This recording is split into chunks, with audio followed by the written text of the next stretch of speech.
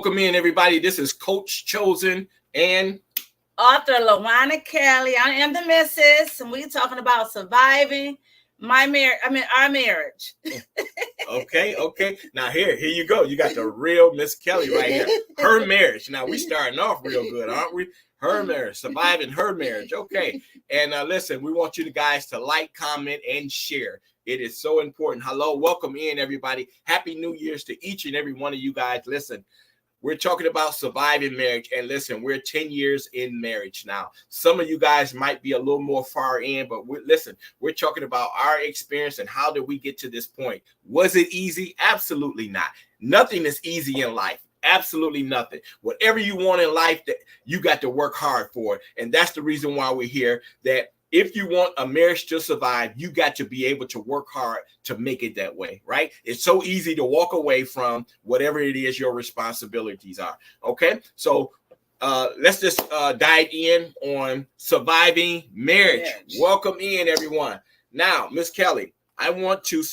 okay, she's still taking care of social media. Some social media thing. So yeah, so marriage, is it easy? For me, in my opinion, is marriage easy? Yes, it is for me. It's easy for me because here's the thing for me, right? And everybody is different. That's why I don't want people to think that my experience is your experience, right? Marriage to me is easy.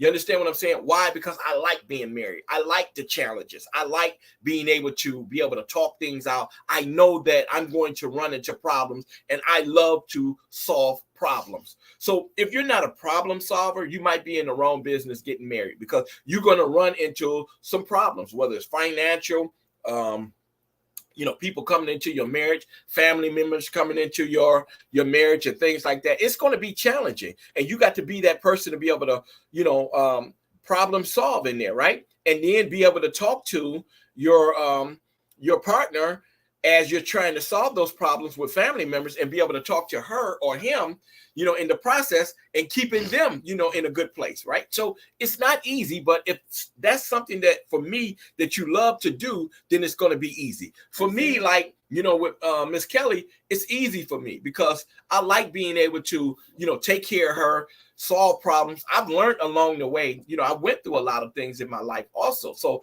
everything, it just didn't fall out of the how the you sky. doing, Mr. Cooks? It just didn't fall out of the sky that, I just learned how to be married. It takes time. It does. So anytime when you get married, you're going to make mistakes. Why? Because you didn't go to school to be married. Who went to school to be married? You go to marriage counseling, right? Mm-hmm. Marriage counseling. But who goes to school to be married? Anybody of hands? Show me hands. Who go to school to be married? Raise your hand. Who go to college to be married? Who go to school to be married? Who goes to community college to be married? Any hands? Do I see any hands? No, there's not any hands, because you don't go to school to be married. It's just a natural thing that if you love that person, right, and you love them and you commit yourself to them, like, no matter what you go through, I'm going to be there. This is a commitment, right? And it's not about finances, that I'm getting with you on a financial gain, or I need to gain something from you.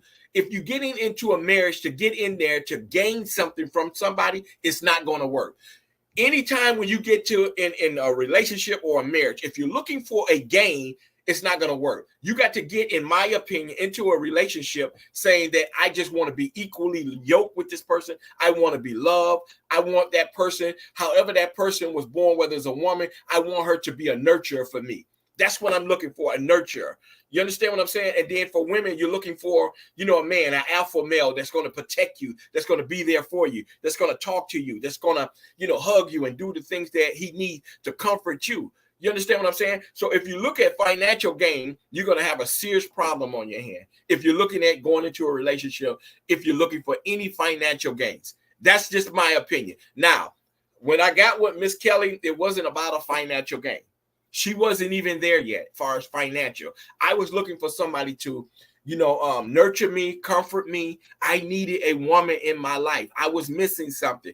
It wasn't that I was coming into something where I was missing finances, and I wasn't even financially there where I needed to be, but I wasn't looking for something. When you look for something, if you're getting into a marriage, you're looking for long term. long term. So if you're looking for somebody that has a special kind of body or special kind of this and that or a special look, then you're looking in the wrong place, because in my opinion, your relationship will fail. You got to look for somebody that's going to be equally yoked with you. That even when my wife met me 13 years ago, was it? We'd say we on the 13th year. 13 years, right? Fortunately. 13 years ago, when I met her, I had hair. Right? Yes. I had a head full of hair, wavy hair. I mean, my hair, I had good hair like my daddy. My daddy had some His good waves hair. made me seasick. But the thing about it is that you're going to change as you get older. Things are going to happen in your marriage, in your relationship. Things are going to change, and not always for the good. So we got to understand that we're not going to look the same. So if you get with somebody based on how they look, you're in trouble again. Can I say that, people? You're in trouble again, because that person is going to change. I'm not the same person 13 years ago. I'm not. I don't look the same. I have some similarities to how I used to look. I mean, you're still sexy. There's some similarities. There's similarities of how I look, but I'm not the same person 13 years ago. No. You're not the same person 13 years ago. So as you move along, you're going to change. And when you get into a relationship, you got to understand there's going to be change. It's going to be change. Right? Because it's no longer about you anymore. It's about us. I had to learn that in the beginning of the marriage. That is not about us. It was my. This is my house. This is my car. This is my. I had to get that out of my head. And one thing I had to do is keep people out my business. I involved my family and friends and everything that happened with him, because when he first came into marriage, he had his old ways where, he was a ladies' man. And so, when you get with me, it's all about me. I'm the only woman, the only lady you gonna be with. You ain't about to be talking to no other chicks. So we had to go through some things. That first year of marriage was a trying time. I'm telling y'all, because we had to stick and stay. Situations even came up when we first got married. No, we got married in July. A young lady came up to us, so he had a baby. She just had a baby, and so I had to say, was I going to leave him or was I going to stay? I had to think. If I leave him, she going to end up with him. So I said, you know what? I put on my big girl pants and I said, you know what? What we're going to do is go get this baby tested to see if this your baby. And then if it's your baby, we're going to get the baby 6 months out of the year, and we're going to raise this baby, because I ain't got no money to pay no child support. So I got to take this baby and take care of this baby. But here's the thing, right? She just told y'all, she came in, and this is how we're being transparent, right? She said, when I came into the relationship, of course, I had baggage. We all have baggage when we enter into any type of relationship. You're going to carry baggage. If you go into a new job, you carrying baggages in there, okay? So when I came into the marriage, I had baggage, and she had baggage also. But when I came into the marriage, into the relationship, I had baggage. Of course, I had a lot of women that I was, friends, and they were saying that, it was a relationship, but it depends on how you feel. I didn't feel like that. They felt a different way. I was always honest in my relationship. He was very honest. Always honest with me. So I would tell each and every one of them, listen, I'm not your man. I'm not your man. I'm your friend. And they said the opposite. Yeah, I'm your man and all this kind of stuff. And it wasn't the case. So once I was ready to get into a marriage, that was the baggage right there, because I had a lot of women attached to me that wanted me to be more than what I was, right? So when I got with my wife, there was an incident where there was a young lady that wanted me to be pregnant by her. She should have her. Right. We were pregnant. Oh, they were pregnant. Yeah, we were pregnant together. When you're a union, it's our, we're pregnant. That's how they do it nowadays. We're pregnant. So she wanted to be, we were pregnant, and it wasn't the case because I knew that I hadn't been with her in that way. But she had told her that, we had sex and things like that, relations and whatever the case was. And now the relationship is fresh. Now here's the challenge, right? I'm being challenged early on in the relationship because, she don't have that much trust for me because the bond is not there. So when I told her, I said, listen, no, I haven't been with that woman that way. She wants more out of me than, what I'm saying. And she didn't really believe me because, we wasn't there yet. And I'm like, listen, that woman, there's no way I can be gotten that woman pregnant, it's got to be a Jesus baby. It's got to be a Jesus baby because I'm not the father. So, however, she went so far into this, and she wanted me that bad. She began to come by the house. She stalked the house. She was outside in the bushes. She was down the street. Sending me pictures. She had weapons of mass destruction. She brought, she started showing weapons. She wanted me that bad, and she went down to the court, said that I was the father, and with doing that, women are going to believe that, especially with my history, right? I had a lot of women, so my history spoke for itself. But now it's what I'm saying is when a man is actually ready to settle down in a relationship, how do you able to move forward? Like, I am really ready. In spite of what I used to do, I'm not that no more, right? And then when a man is honest, how do you get past that? Women want the truth, but can you handle the truth? That's the part there, So I was truthful with you. And then she went to the friends of the court, and they summoned me to go to court, so I had to miss work and all this kind of stuff. I went down to the courts, and she didn't show up, so we rescheduled again. She didn't show up again. So I talked to the prosecutor, the judge, and all this, because they was ready to lock me up for no reason. They was ready to lock him. They was mad with him. They was ready to lock me up for no reason. And I'm telling them, like I said, you're going to lock me up this time, because if I come down here this time, it's going to be some trouble in this courtroom. I know y'all seen the video of that man jumping over the doggone thing at the judge. I was going to jump over at them and say, look, it is not my child, or we're going to be on Maury one way or another. So, however, I went down there the last time. She did show up. We did the DNA test. Of course, 99.9%. It wasn't my child. Chance of the father. And I knew that, but she had to be secure in that. Even with me telling her that it wasn't my child, I haven't been with her. Now, mind y'all, I was going to buy the baby diapers, wipes, formula. I was taking care of the baby because I was getting used to it. This is what I was about to have to do. Here's the thing, right? She was so adamant, like, well, you're going to take care of the baby. And I'm sitting back, why aren't you taking this baby stuff over here? And I ain't even been with this woman. And she taking formula, diapers, and all this different stuff and all this. And then she telling me, come on, you going with me. And I'm like, girl, I was just getting ready to be a mother. I'm like, listen, girl, you lucky. Girl, you lucky I like you. You lucky I like you. And here we is driving, meeting up or whatever. And then here's the kicker. Can I tell y'all what the kicker is? When we go to meet this girl, right? And she happy to see me. She like somebody in the bullpen that shouldn't been there, right? So we pull up there, and she get out, and then she opened the door and got the baby. And here, this one right here. This one right here. Talking about, ooh, yeah, the baby got your hands. How a baby gonna have my hands? And big as my hands is, well, she talking about the baby hands look like mine. Out of all things, the hands. I ain't got 6 fingers, I got 5. The baby had 6 fingers? The baby had 6, I got 5. I thought it was the cutest little thing. He put his finger in there, the baby held his little finger hand like this. And I was like, oh, he's so cute. So she got the baby reaching out, grabbing my hand. I'm like, okay, it's like when I'm watching Maury, the guy like, no, that's not my baby. Come on, y'all need to stop that. The baby, she's like, oh, the baby got your hands. That baby ain't mine. Stop it. So, however, we went to court and things like that. And of course, the baby wasn't mine. So saying that to say is that coming into the relationship was challenging, right? Let alone getting married and surviving the marriage when everything else come. That wasn't even a tsunami at the time, right? That wasn't the tsunami that came. That was just the beginning. That's getting past like 1 and 2, right? So now we're going into the marriage, and we're learning each other, right? So now and I'm moving a little forward. We got engaged or what have you. No, we was married. No. What I'm doing is I'm going back, right? When I told you I went to her house, I'm talking about when I came up to her house and I knocked on the door like waiting to exhale.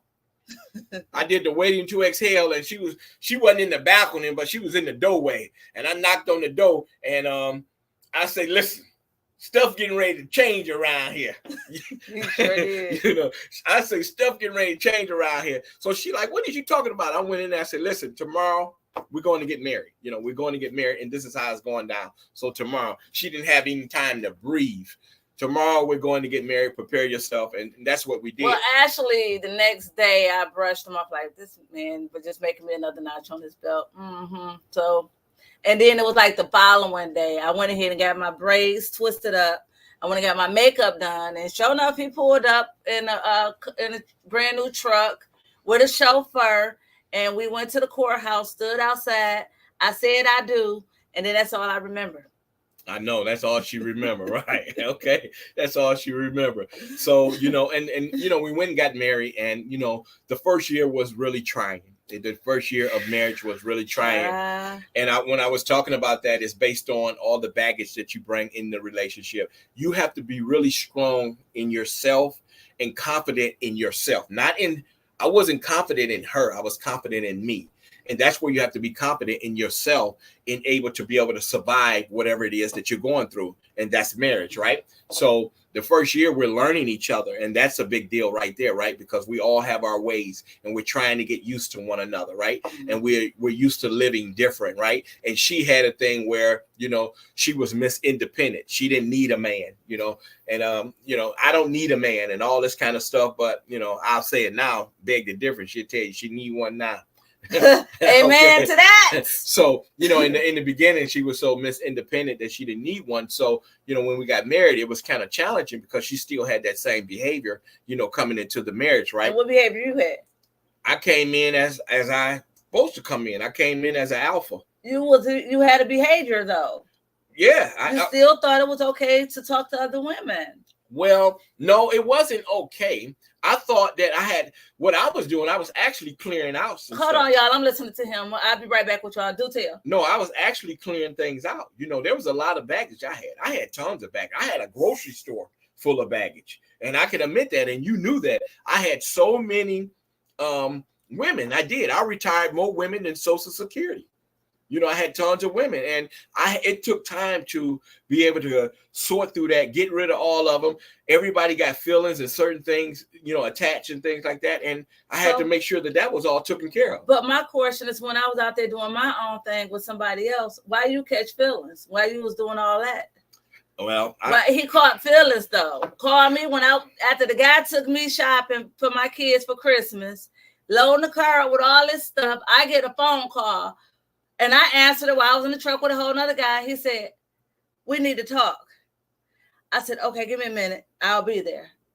So I had to get rid of old dude, load my truck up with the stuff because I was in his truck with him, his car with him. I had to hurry up and get home to him to hear what he got to say. I'm gonna tell you guys this.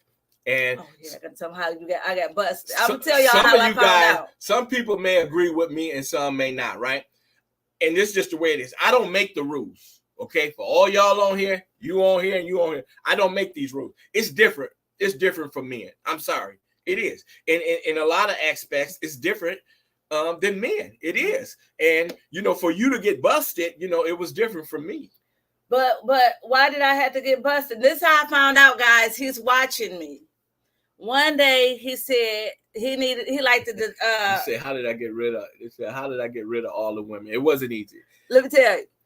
He changed his phone number. Well, that I had to. I changed my phone number. I did have to tell women that that I could no longer even talk to them. I cannot communicate with you at all. And that's the commitment that I had. And I was just shutting them down, and they was asking why and all this kind of stuff. And I'm married, and I had to just, start breaking it. And then some of it broke bad. Because, people develop feelings. And that's the reason why, it's so important not if you're looking to get into a relationship or you're engaged to, however, you shouldn't have anybody lingering around because it's so important. People build, feelings up, and it's hard to, break those feelings down when you letting people go. So it wasn't easy on their part. So that's the reason why a lot of them lingered along. And see, I found out that he was paying attention to my moves while he got all these women. He watching little old me. See, little old me fried that chicken when he wanted it. Little old me wasn't yapping in his ears when it was my turn. It was my time. Hey, I knew how to, because he's. I'm listening. I'm listening too. He said, he doing his thing. He was my Monday through Thursday because I had to get my kids to school. And then I had a weekend dude, right? So how I found out that he was paying attention and watching me Tell me more. He see, this when you vulnerable and friends, guys. This only when you friends with your husband, you can laugh about things that you done in the past because we both laughing at it. We both talk about it. So he told me he needed something for his hair. What was it? The do-rag or something? Yeah. So he took it. So it was raining. So he said, hold on. He got out the car, ran around in the rain in the car, opened up an umbrella, opened the car door, and my mouth said, because this is what the other guy used to do. And so and so that's how I knew he was watching. He's like, yeah, I saw you at Macy's. I saw you out to eat. You was sipping. You was having a little fun. I saw you walking in the rain, holding hands, never be the same. Silly rabbit tricks is for kids. So that's how I found out he was watching me. But he had all these women. Why pay attention to me? Because he thought I was frying somebody some of that good chicken? Or what? What was it? Well, I just know that when somebody get attached, when they're seeing people and they're not committed, right? When they're seeing people and they're not committed, right? And sometimes people get attached because that's where there was a lot of people attached to me, and I became attached to you, and that's the reason why I took on surveillance. Yeah, I had surveillance on you, and so to watch your move. So when I seen old boy, get out, open the door, and open up your door and all this kind of stuff, and opening up your car door, and I'm like, what is this little chump doing this for? A little chump opening up your door. I mean, for real. So I never open a door. I'm not gonna do that wasn't me. So, but when I seen him do it, to let her know that I saw her when she got in mine, I opened up the door for her and let her in and all that stuff. And then I closed the door and I said, yeah, I saw you. I saw you in that chump. I seen him opening the door. That's why I opened up your door. Silly rabbit. Tricks is for kids, So anyway, like I said, we can laugh about a lot of things, right? We can, in the marriage, and we can look back on it. One of the things I've learned that whatever it is that you go through in your marriage and early on, you can never go back to it. So all of the failures and things I did in the beginning of the marriage, we don't go back to that. So if I run into a new problem, that old problem is not attached to me. Whatever it is that she runs into, if she runs into a problem, her old problem and situation is not attached to the ones that she done came out of, that I done forgived her for, and she done forgave me. That's one of the things we have rules that, we're not going to go back, to where what we fix, right? So we're never going to go back to, the things that we fixed in there, because you could never move forward in your marriage, right? So that part done healed. So why would we go back and pick at that wound? And now you done created a big sore. So those sores now won't heal. So we've learned that, not going back, we can laugh at a lot of situations, and especially when you know that you really love this person and you want to fight for them and you want them to be there with you, right? And you would do anything to keep them, right? So that's, what we did and how we persevere and how we're surviving, right? And just saying that, and we were talking about, if a person cheat in their marriage, and I asked her, I said, if a person cheat in their marriage, could the marriage survive? Would that marriage be able to survive? I want to answer this question and I want to address it. Mm-hmm. Someone says he cheats. Also, why didn't you just stay single? That's my question for 2024. My thing is that when we went into a friendship with benefits before we were married, he was a single man. He could do whatever he wanted to do. I was a single woman and I did whatever I wanted to do. It's just the first year of marriage, it's kind of hard to just shed everything off. But it wasn't that he was going out with women. It was just phone calls kept coming to the point where he deleted his social media and he changed his phone number. It takes time. But, and I was in his head, I was in his ear, but he never cheated on me physically. Phone conversations and things like that, we was able to get through it. That's why I stuck and stayed. Well, the thing about it is that, when you're truthful and you tell your story that, that was early on in the relationship. I told her in the relationship early on before we got married, right? and we were just seeing each other and, you know, dating, so to speak, right? And she said she had caught feelings for me. She really had failed for me, and she was putting everything down for me. And she told me, she said, you know, I love you. I am in love with you. Sure. And you know, I was in her house at the time, and she said, I'm in love with you. And I told her directly, and I didn't lie. And see, that's the thing about what you just read. Sometimes people want people to lie to them. They're rather the lie than the truth. I told her that, no, I'm not in love with you. You know, I don't feel the same way that you feel. You know, some men, and that's the reason why relationships don't work. A man gonna tell you whatever you want to hear. Yes, I'm in love with you. I'm over the hill with you. He gonna bring you flowers in there. Yes, I'm in love with you. Listen, this and that. No, I didn't come to her like that. I told her, no, I'm not in love with you. He sure did, but he was honest. I'm not in love with you. I got friends, you know, that I have and things like that, and I'm not in love with you. Just because you're in love with me don't make me in love with you. It's everybody has a time that when they fall in love, you don't fall in love at the same time. If anybody have any questions, like we just got this when the young lady said, thank you for that information. I had to clear that up.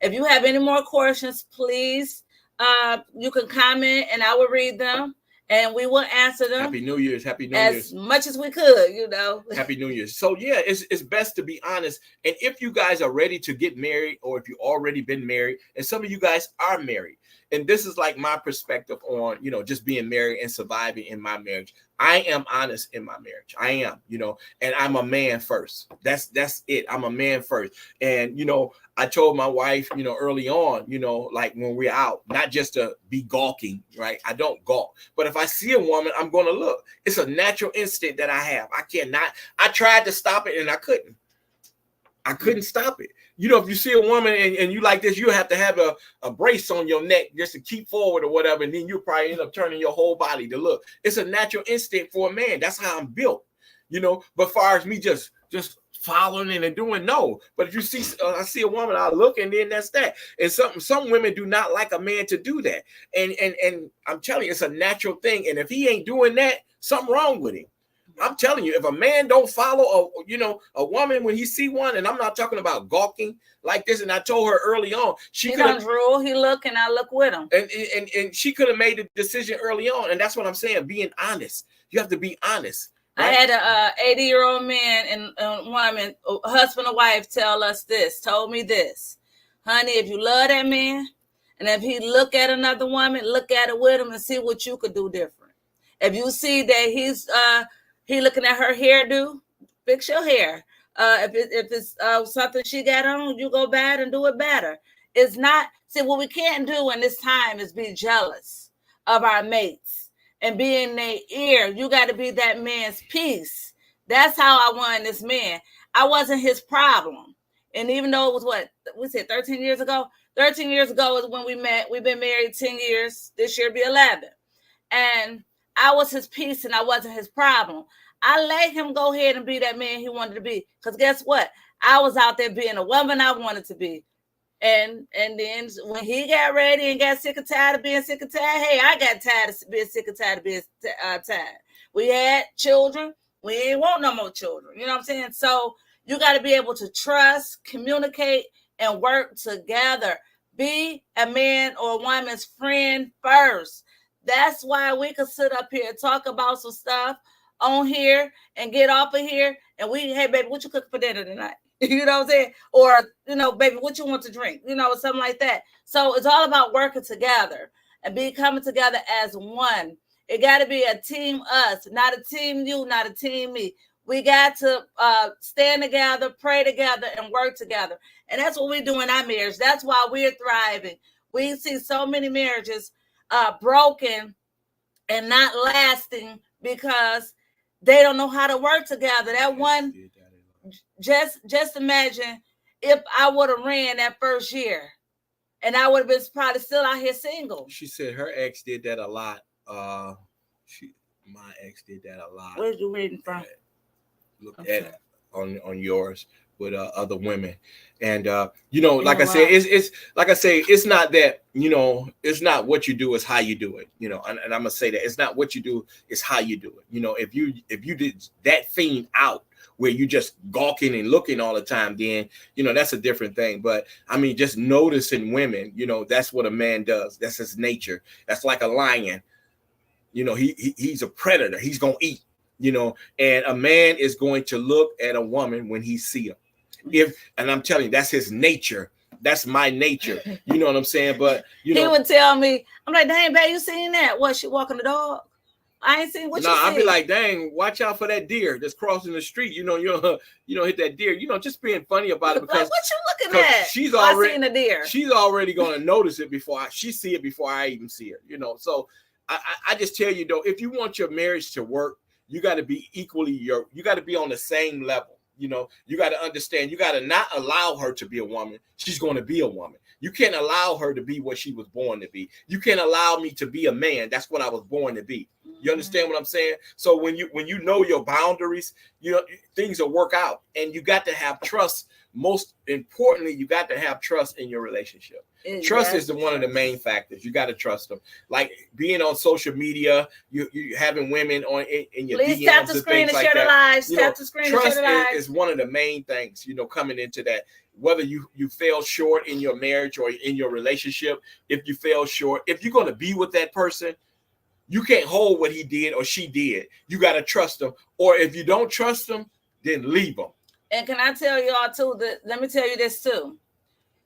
When a man and a woman come from different walks of life, when he came in, he had unhealed childhood trauma. When I came in a situation, I had unhealed childhood trauma. So I knew how to handle things the way I knew how to handle. I was argumentative. I'm snappy. I was being me. And he was the type of person was, are you done? Am I done? Yeah, I'm done. Just to go ahead and hear what he got to say. And I could cut him off and start. But, we all have all different kinds of walks of life. So we got to let people, I think it's this one. I'm sorry, we hearing feedback from my other. But yeah, trust is one of the main components in a marriage and a relationship. That is the main thing that's keeping that engine running. And no, I wouldn't say the main thing. It's one of the main things that keeps it running. But the main thing for us as believers, right? Not Christians or religion and things like that. As believers, is putting God first in our marriage. That's one of our main focus that keeps us, equally yoked. It keeps us whole. It keeps us on one accord. It keeps us on the same level. It's making sure that we have God in our marriage, and that God, that's Jesus Christ, that we have Him.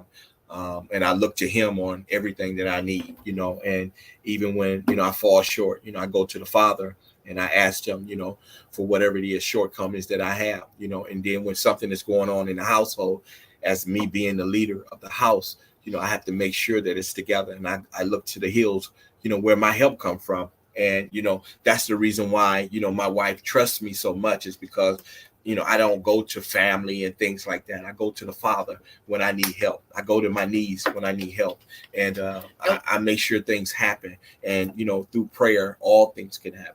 And another thing, too, is that when you allow your friends and family to be in your marriage, in your relationships, I promise you guys, my situation was messy.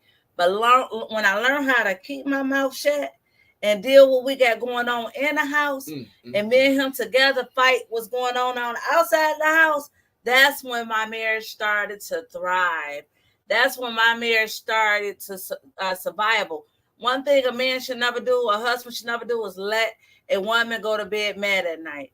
Because, baby, he tried it, and he didn't like it. And it was a situation when he went to work, and I was waking him up and pushing him because I wanted him to hear what I had to say.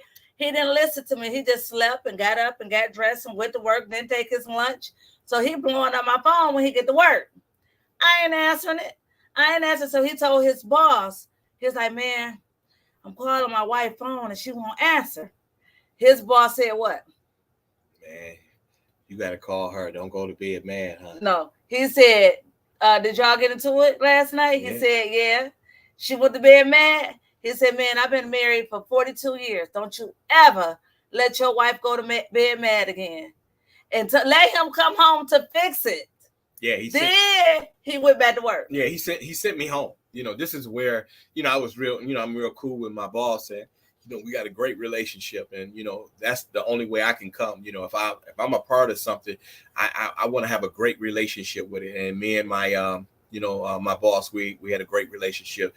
And when I talked to him about what was going on, that we had a little words and stuff, and went to bed mad.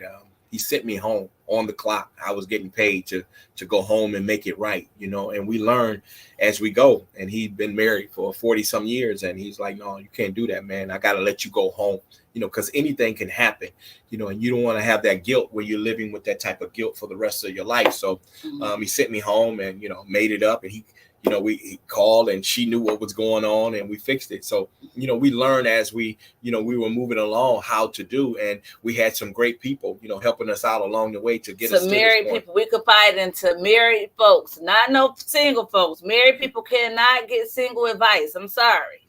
You cannot get single advice. His boss sent him back home. When he got off work, his boss went out and bought me some flowers, but gave it to him and said, tell your wife everything gonna be all right. He came home with a dozen of flowers for me, and he just learned how to treat me from that point.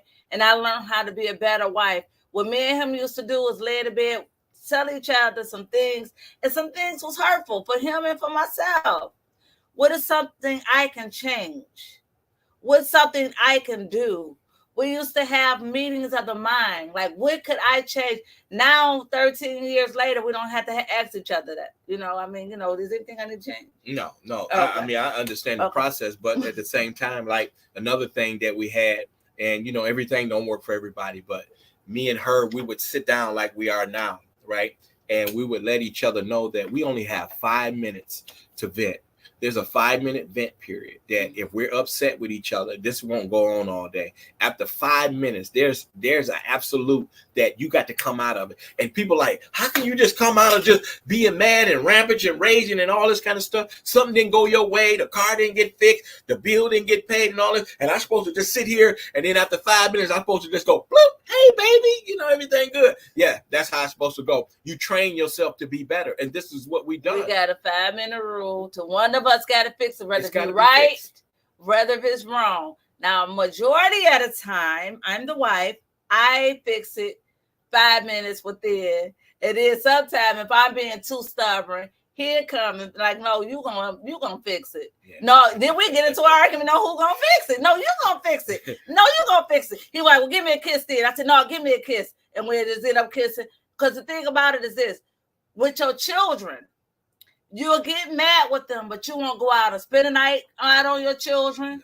You won't go find another kid and not be their mama no more. No. So you got to learn to be, you got to do that in your marriage. And that's how we taught each other. This is how we move. And then it was another situation where when I used to fuss at him, he'd say, well, come on, let's go down there and talk to your pastor. You go to church every Sunday. I want you to talk to your pastor the same way you're talking to me. I said, no. He said, well, let's go down to the courthouse. I want you to walk in the courtroom, and I want you to cuss one of those judges out. I said, no, I ain't doing that. He said, well, why would you do that to your husband? Why would you do that to somebody that you love more than them? That's my point there in a marriage. And, people have to get there, right?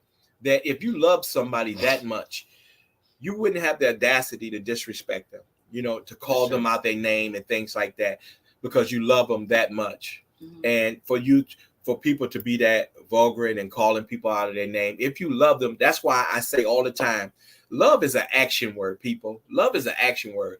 And when I gave you my yes, when I gave her my yes, that my yes meant that I would never call you out your name, that I would never put my hands on you, that I'll always be there with you through thick and thin, through whether you sick, well, or anything that you go through, I would be there. And all since I've been with you, and this is where, you know, people have to have a witness, and there's always a witness that when I got with her, I never disrespected her. I never called her out of her name. And even when I was disappointed in her and upset with her, I never called her nothing vulgar out of my mouth.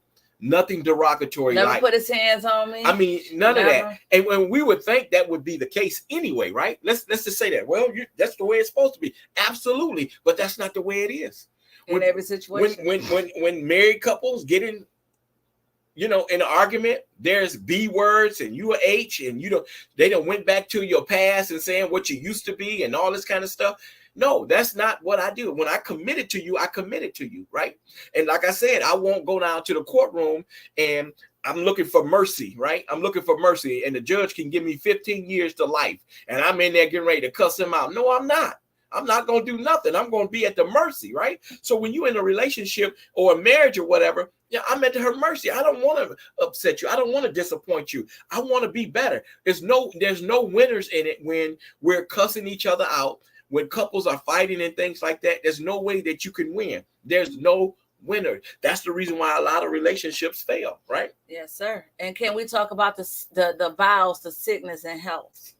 Now, back in 2016, because we got married in 2013, my husband fell ill. He had a heart attack. He had a stroke, early on in the marriage. So he fell ill. So what I did is nurtured him back to help, got him together. Then he went through some great losses.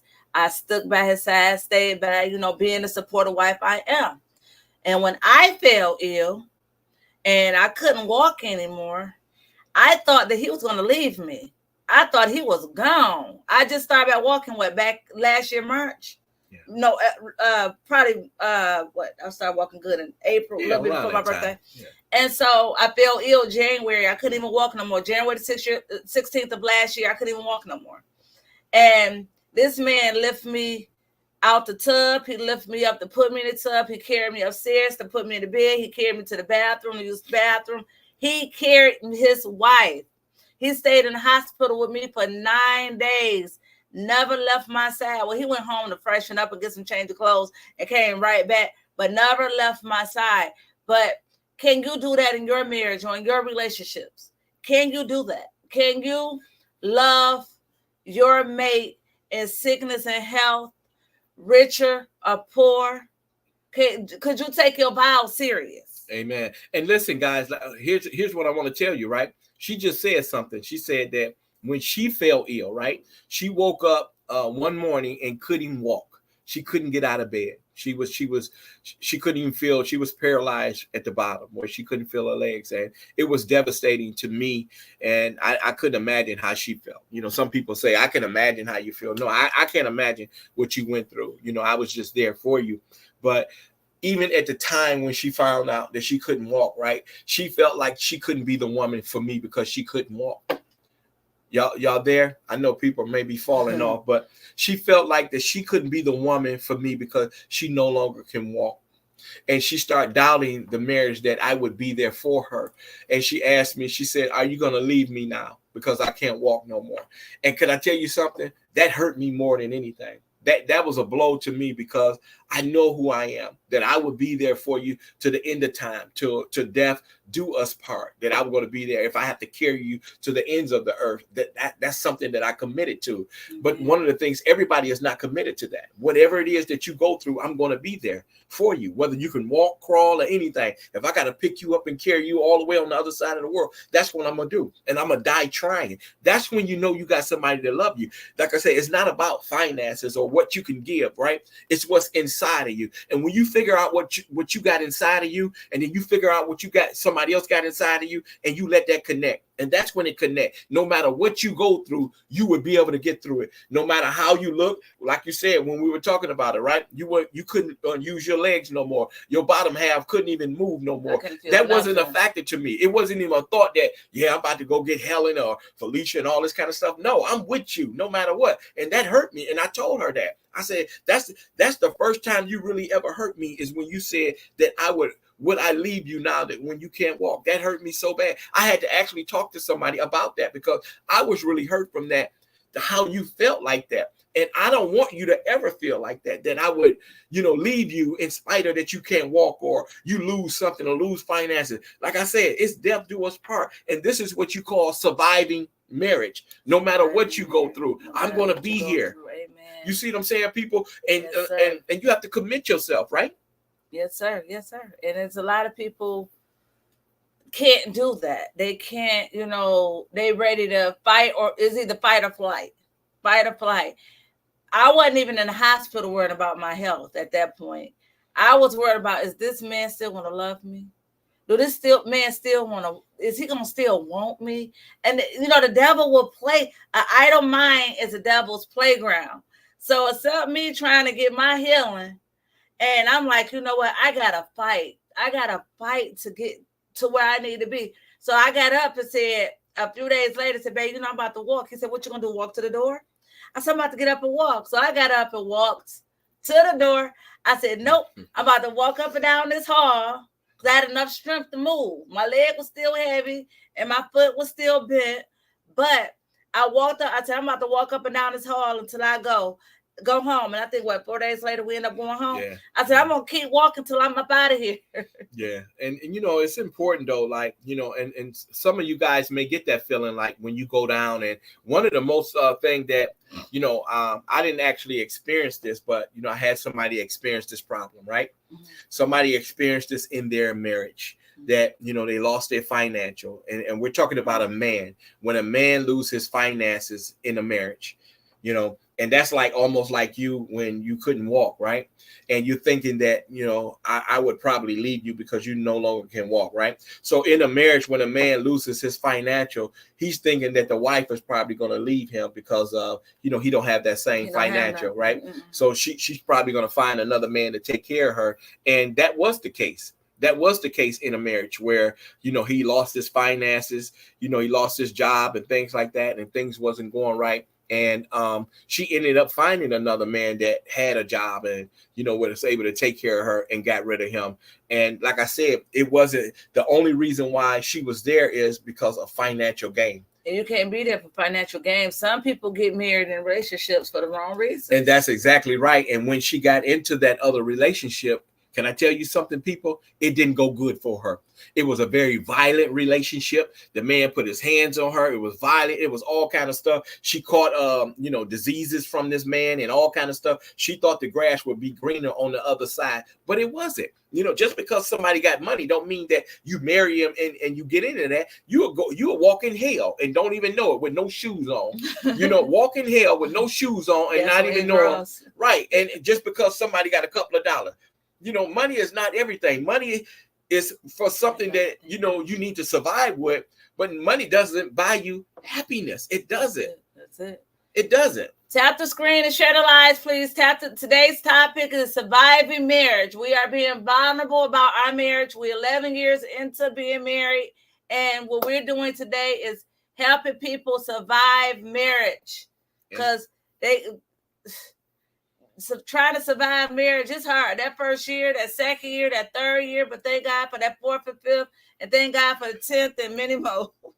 Yeah, and like I said, the first year was, trying it because of you learning each other. And, with us, we were trying to learn each other. And then we had a lot of, baggage that we had, not just relationships, but, life problems, right? That's it. So when you get into a marriage and, you come into the marriage, not only the baggage where the relationships that you're bringing in there, the old relationship, but you have a lot of life problems that you're bringing also, financial debts and things like that you're bringing in the relationship, even though you guys have talked about it, but you'll be like, dang, I didn't know it was that bad.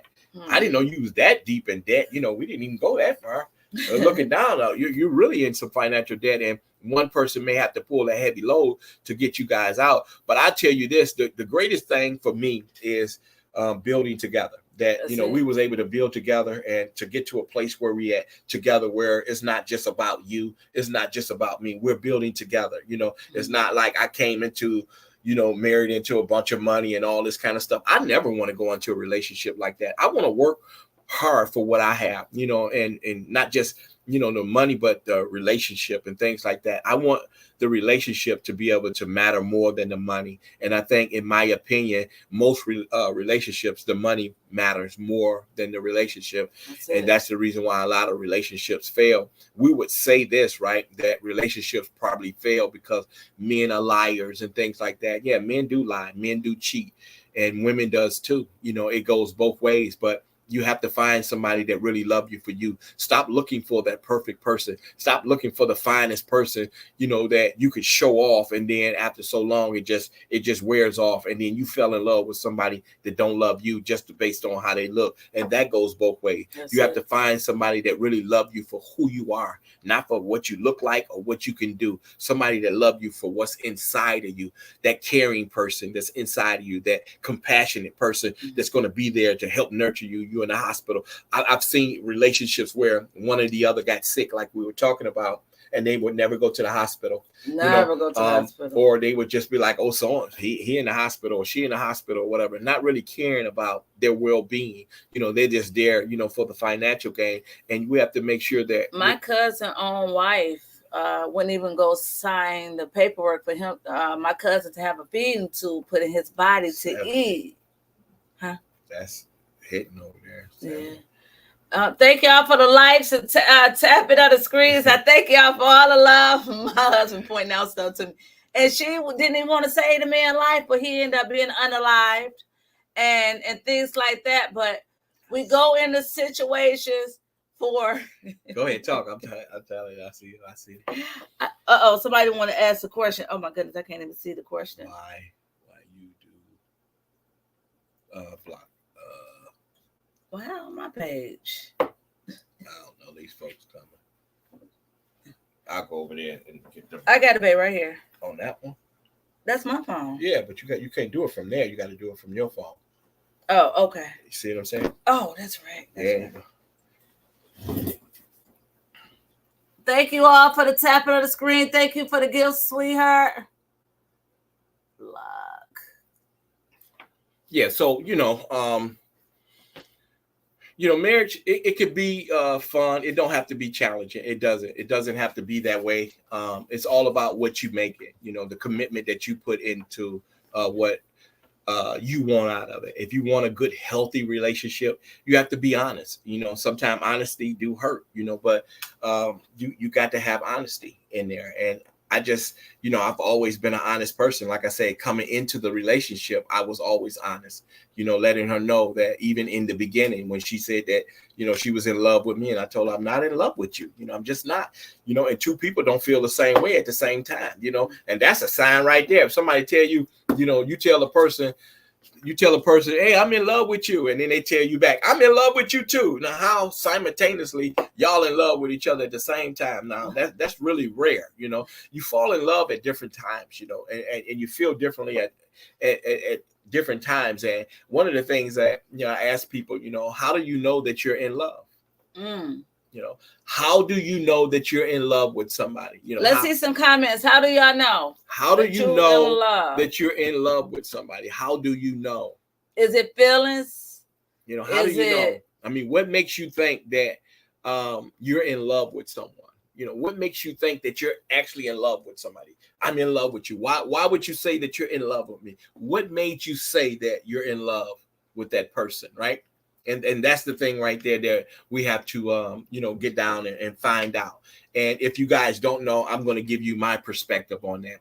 I'll tell you this. When she told me that she was in love with me and I told her that I wasn't in love with her, it took time. And that's what I was talking about earlier. And I'm not going to get into that, where it takes time to, earn up to a title, people. It takes time for somebody to be your sister and your brother. Okay. It takes time. It's not an overnight thing. Right. So it took time. When she was in love with me, I wasn't in love with her. And I told her that. But as time went on. Someone said when you could put their needs before yours, and it's in your heart. Yeah. That's not a wrong answer neither. That's not a wrong answer. No, it's not a wrong answer neither. That's actually a good answer too. But, in my response to that is that when I found out that I was in love, it was consistency for me. She was so consistent. That's what made me fall in love with you, is consistency. You know, every time it was redundant, you would do these things over and over again, because like I said, a wolf can stay in sheep clothing for so long, and people will put on for you, you know, until eventually they're going to get tired, and you're going to find out that's not who they are. You understand what I'm saying, people? They will put on, you know, and they'll tell you, and they do this and buying flowers and doing this and that and such and such and such and you'll find that the chart, you'll find it'll go up, and then the chart will start going down, and that's what it'd be doing, going down in a spiral. But, you know, however, I found out that I was in love with her. It was her consistency. She was so consistent in what she was doing with me. It was redundant. It was over and over again. I was like, wow, you know, she's doing this over and over again. And then when you take a look at everybody else, you know, you take an overlook of everybody else, you're like, dang, they saying the same old thing. You know, they're not doing what they're saying they're going to do. And she was just consistent. And I'm saying, I can see this in my life. I can see her being consistent in my life. And she kept doing it over and over again. And I said, this is what I want, that, you know, if I fall ill or something, that she would be there for me, that she would, you know, nurture me, that she would cook. And she was just doing these things over and over again. And I was like, wow, this is consistency. So I fell in love with consistency in the things that she was doing, not just telling me she loved me, but showing me that was consistent, right? And feeding me consistently, doing all the things to nurture me, just being consistent. And that's how I knew that I was in love, because I fell in love with her consistency. I have a young lady, she said, my last relationship was like that. I had to write a book called 50 Shades of Rings. Wow. Yeah. That's deep.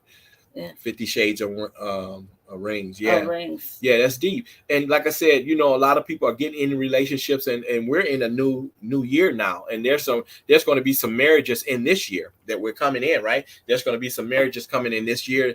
There's people that has plans to be married in this year. And we want to make sure that, you know, your marriage matters, you know, what you're going through. Someone says, dating out the ordinary.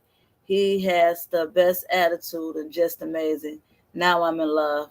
Aww. Yeah, that's good. But, you know, one of the things that, you know, even when you're going into your relationship, and I'm not the expert, I'm the expert in what I do. Okay. But the thing about it is, like I said, people will tell you anything. The beginning of the relationship. Be careful, red flags. The beginning of the relationship is like an interview. They come in on their best behavior, people.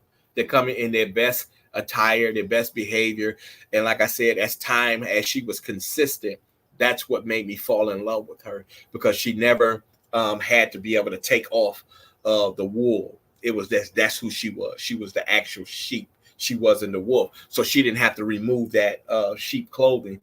That's who she was. And people would tell you anything. So you want to make sure that you're taking time with that person. And when you get into a relationship, you got to understand that there's going to be baggage. Nobody is coming in a relationship clean, with clean hands. They're coming in with clean hands. They're coming with baggage. And that's the thing about when you're getting into a relationship. She said red flags. Red flags. Yeah. That's right. Red flag. You have to sit down with a person, right? You have to sit down with them. As you know, we sit down plenty of days and talk and things like that. You have to sit down and you talk to your partner. It's not always just good and, you know, you're partying or whatever. You sit down, you have some serious conversations, right? And as you're talking to that person, you're going to start to see what you say, red flags, right? Things going to start breaking down and things like that. That wasn't his real name. He gave you his dancer name, and you never knew his real name. Welcome in. Welcome in, everyone. So you never knew his real name, you know, and you've been with him for that long, but you never even knew his real name. You know, you didn't even know his mama, or you didn't even know her mama, you know, and you're in a serious relationship. You know, you got to sit down and talk to your partner and get an understanding with them. And marriage is not just fun. Can I clear something up real quick? Mm-hmm. He said, talk to your partner, not talk at your partner. Mm-hmm. Y'all are two adults. Don't talk at your partner. You got to talk to them. Don't be controlling. Talk to them and have an adult conversation. That's what he's saying. Go ahead. That's right. Yeah, that's right. And it's not about, you know, one person having more power than the other. Where's that at? You know, where's that at, where one person has more power than the other? We don't operate in that capacity. I don't have more power than her, and she have more power than me. When I say we're equally yoked, we are. There's some decisions that I have to make, and there's some that she have to make, and there's some that we have to make together. And even some of the ones that I have to make by myself, sometimes she helped me with those. So it's not about just one person. When you get into a union, that's what it is. It's a union. It means you and that person, right? Now, sometimes you gotta, if your partner don't agree with the decision, because some of us women know some things that work. I done made plenty of moves that he said no on. And when it turned out in our favor, he gave me high fives like, babe, I'm glad you did that, Yeah. Sometimes we got to make certain moves that's going to make it better for us. Absolutely. And one of the things I do want to point out, too, there's no good reason. Everybody have their ears open. There's no good reason for nobody to ever put their hands on you. Share the lives. Thank y'all for the gifts. I see the gifts. Thank y'all so much. There's no reason for nobody to put their hands on you. None. Okay? I want to say that again. There's no reason to put your hands on anybody in that relationship. That is not. Okay? And that's your way out.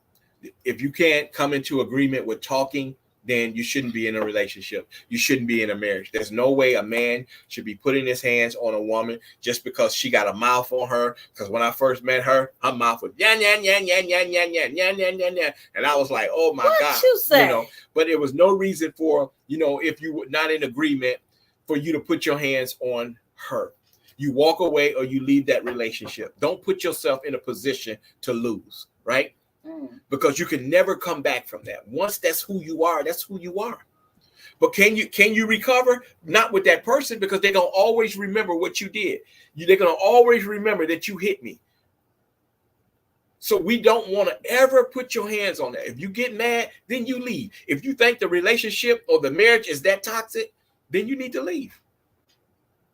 That's it. You need to leave. It's so important because there's too much domestic that's going on in marriages and relationships. And, sometimes, people are learning to accept it, and it's not okay. It is not okay to have someone in a relationship if they're not in agreement with you, or if you do something that's not pleasing to them, that they put their hands on you. It's not okay. I have a comment. She says, we have to let each other know neither one is perfect. Accepting, understanding. Could my mods please mod if you can? We're gonna clear it out.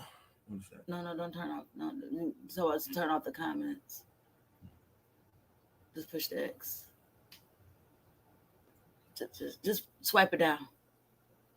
Okay. No, it's right here where I got this at. So okay, guys, we have a need mods because we got to keep blocking folks. We're just trying to have a good old time and encourage marriages.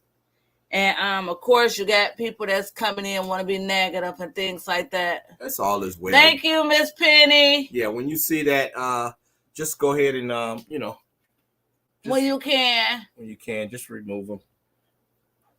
Because. One thing you got to understand, even like this is a prime example, like when you having people, come on and they're saying certain stuff that's even out in the world or even in your family. You have to make sure that you got to have a mod in there. You got to be that mod. And, you got to say, hey, no, I'm not having you in my relationship. It's not good to. And one of the things I know that women, y'all are so bad at this. The minute you get into it with your husband, you're on the phone with your girlfriends. Come on with that. Girl, let me tell you what he did. He did this. Now, mind you, when y'all make up, she's still mad at him. Now, mind y'all. She called her girlfriend and she telling her girlfriend, I'm upset, or he came home late, or this and that, and all this kind of stuff. And then you got to understand that she may not be in your best interest, right? She may not be in your best interest. I had friends coming telling me my husband, they seen my husband in a car with another woman. They seen him out with talking to other women. My husband was laying right next to me. He right with me. And I put her on the speaker. What? And I'm like, babe, say something. Yeah, it's crazy. It's crazy that's the thing about it though. Like, she had that experience where, they would say that, I'm somewhere, I have a woman in the car with me, and And then I'm right there with her. And when the call comes That's in, it, Adore. Adore says she got friends that are taught to God. yeah. And people, and they may not be in your best interest, and there's been plenty of times where, women have called and with her, and I'm like right in bed, or, like right here now. And then they say, well, I'm in the car with somebody. That's the reason why you can't call other people and tell other people about Tap what's the going screen, on share the live in your relationship. It's not healthy to let other people know what's going on in your relationship. Can I tell you something? It's only healthy to tell somebody when you're being harmed. That's it. If somebody is harming you in the relationship, that's when you tell somebody. That's when you tell your girlfriend. That's when you tell your family member.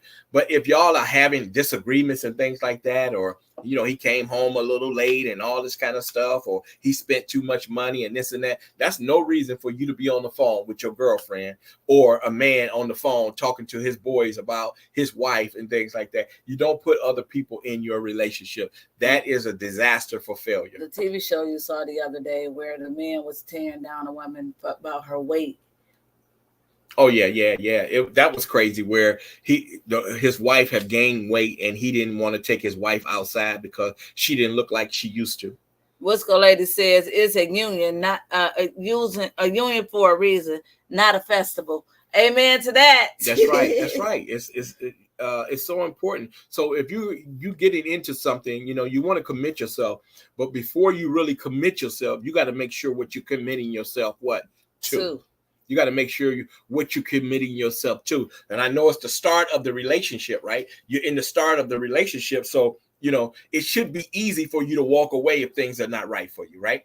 It should be easy because it takes time. And like you said, look for the red flags. Once you're noticing the red flags when you're asking the person questions and things like that, or they're never answering the phone. We seen that where somebody had talked to us about that, right? Somebody would never answer their phone. They were always, could never answer their phone at night and things like that. And she was really hurt by it and things like that. And, there was somebody else in his life. That's the reason why he wasn't never available. Watch for the red flags. Somebody telling you they love you, but they're never available. They're never available. When you calling a man, he ain't never answering his phone. Find somebody else to do that. So and I know people want to be in love. They do. They want to be in love. They want a significant other. But one thing they can't do is, if they having daddy issues, find a daddy and a man. It don't work that way. Some men be having mommy issues and want a mommy in a relationship. It don't work that way. We got to try to work together and love each other as two mature adults. Somebody always got to be the adult in the relationship. The kids telling y'all mommy and daddy stop. No, that means that the kid is being an adult. Yeah. So it's important though. Like you said, some men are looking for mommies. They're looking for mommies to be married to and to be baby, and that's not going to work because he's just looking to be taken care of. And some women get with men. Like I say, based on how they look, and they be mommy men. And then they'll turn around and say, you're a mama's baby. You're a mommy's baby, but you married that mommy's baby. He showed you all the signs of being a mama's baby, but you took him on. And then now you saying that he's a mommy's baby. I couldn't even read that. My comments going so fast. This is very informational. I say pray to God, direction and guidance, God to be glory. Amen. Thank you. Marriages do matter. Relationships do matter. We always need a positive couple pointing to us. Yes. And it's always good to, have a good perspective on, what you're getting into and where you're going, especially getting married, because, you create a lot in there, and there's a lot of finances, and there's a lot of, caring and things like that. And it's just not like being in a regular relationship.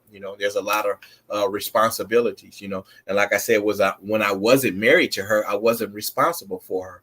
You see what I'm saying? But once you get married, you're responsible for whatever that goes on, and you want to be there. You want to hold up your end of the bargain. Why? Because you love them, right? You committed to that.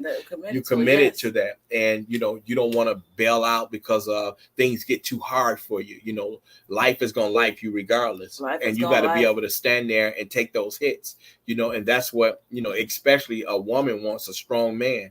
When things get tough, you got to be able to stand the test of time, and it's not just about money. It takes a strong woman to build a house, and it takes a weak-minded woman to tear down a house.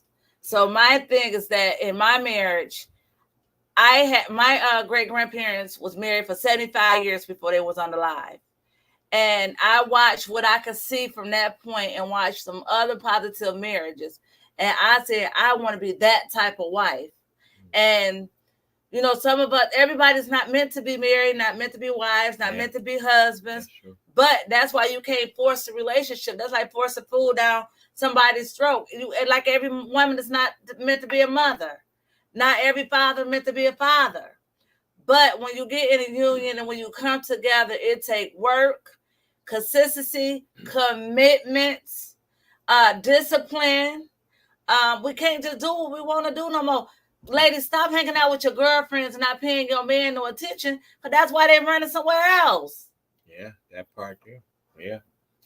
And so we got to learn to, and then every man don't deserve our goods, ladies and men. We got to learn to keep ourselves. For a man can have a kept woman and a woman can have a kept man. She said a kept woman, huh? A kept woman. Lord have mercy. A kept woman. A kept. All right. A kept woman. Yeah, Proverbs. Okay, what number is that? Proverbs something? Where them kept women at? Okay. Where the kept women at? Raise your hands. Woo, woo. Kept women. Woo, woo. Raise your hands. Man, I tell you, like you said, everybody is not meant to be married, and marriage don't come with a book. Can I say this? It's not a school that you go to be married. Can I say this? That I know of. At the midst of all the trauma and the ups and downs and failed relationship I had with men, do you know that I never thought I'd see this day? Really? All the failed relationships and my little lustful self. Oh, I'm in love with you. I'm in love with you. You can't be in love with every man, ladies. Come on now. But see, this was our thought with my young mind. But I just thank God that, I was able to submit to God, resist the devil, and, and the devil flee, that I'm able to be the woman I am today. I ain't always been like this, and he ain't always been like this. We was players. She said each other. Yeah, that's right. You definitely have to be if you're not ready for marriage, don't get married. Don't have nobody force you into it, because you have to be ready for what you're getting into.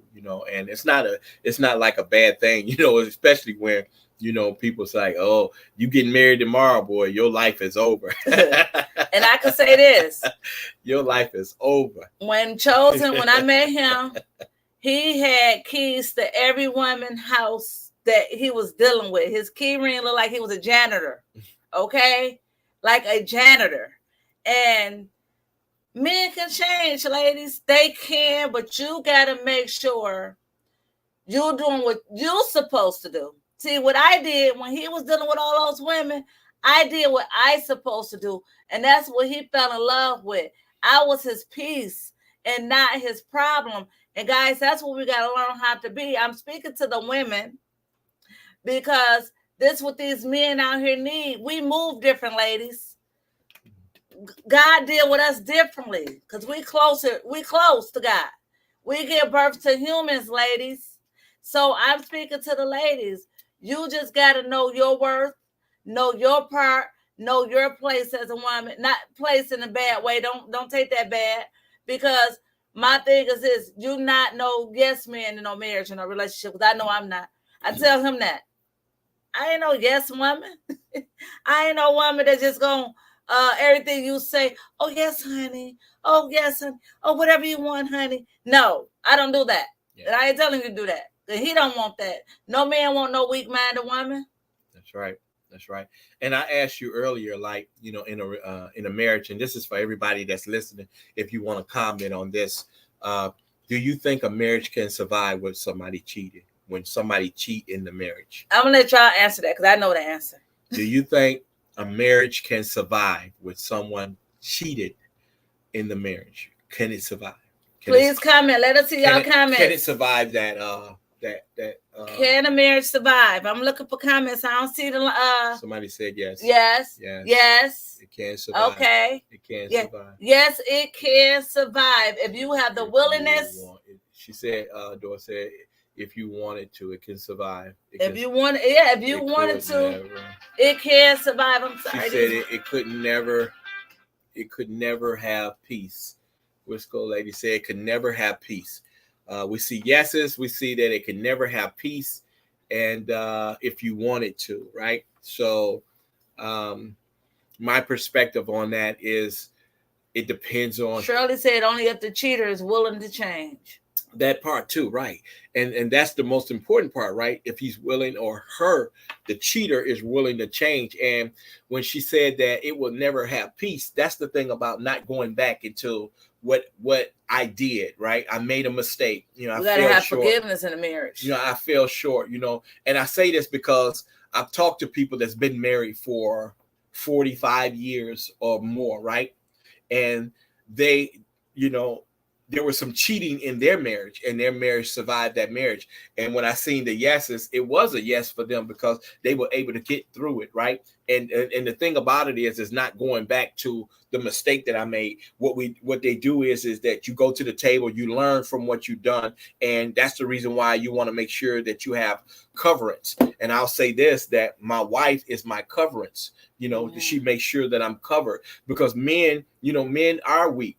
Men do get exposed. That's why when a bunch of women come around a man, you want to make sure that your man is covered when you have a bunch of women around them, you know, so that no mistakes or no things are, you know, allowed in there, you know. And the same would go for women. You want to make sure that each other are covered. But in my opinion, yes, a marriage can recover from a person cheating in that marriage, or, you know, what they call it, you know, cheating with somebody else. I think it could, if you sit down and, you know, talk it over. And in my opinion, I think we do good even when we don't need marriage counseling. If something happened, that we could just talk about what go on, and, you know, this is, I'll never do this again, and not just telling you, but showing you. That's the most important part, is showing you that I will never make this mistake again. I will never let this happen again. However it happened, it won't happen no more. And me telling you this, I'm going to show you this.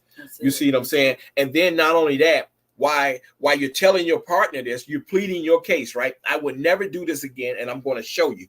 But here's the catch. By me not showing you this no more, we got to put this together that I would never hear about it again. Gotta never hear about it. If I never do this again, I should never hear about this again. In my face. Right. And that's the thing, when she said that it would never have peace, it'll never have peace because you have that the party would throw it back in their face. Minister said that. She said, yes, you can survive any situation. Survive in any situation. Because like I said early on in the first year of marriage, I could have fought. I could have took the flight and got out of here.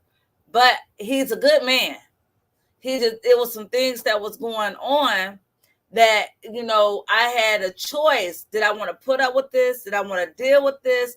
Or did I want to let go? What I did, ladies, is stop fussing at him about what he was doing. And I went to the Father and started praying.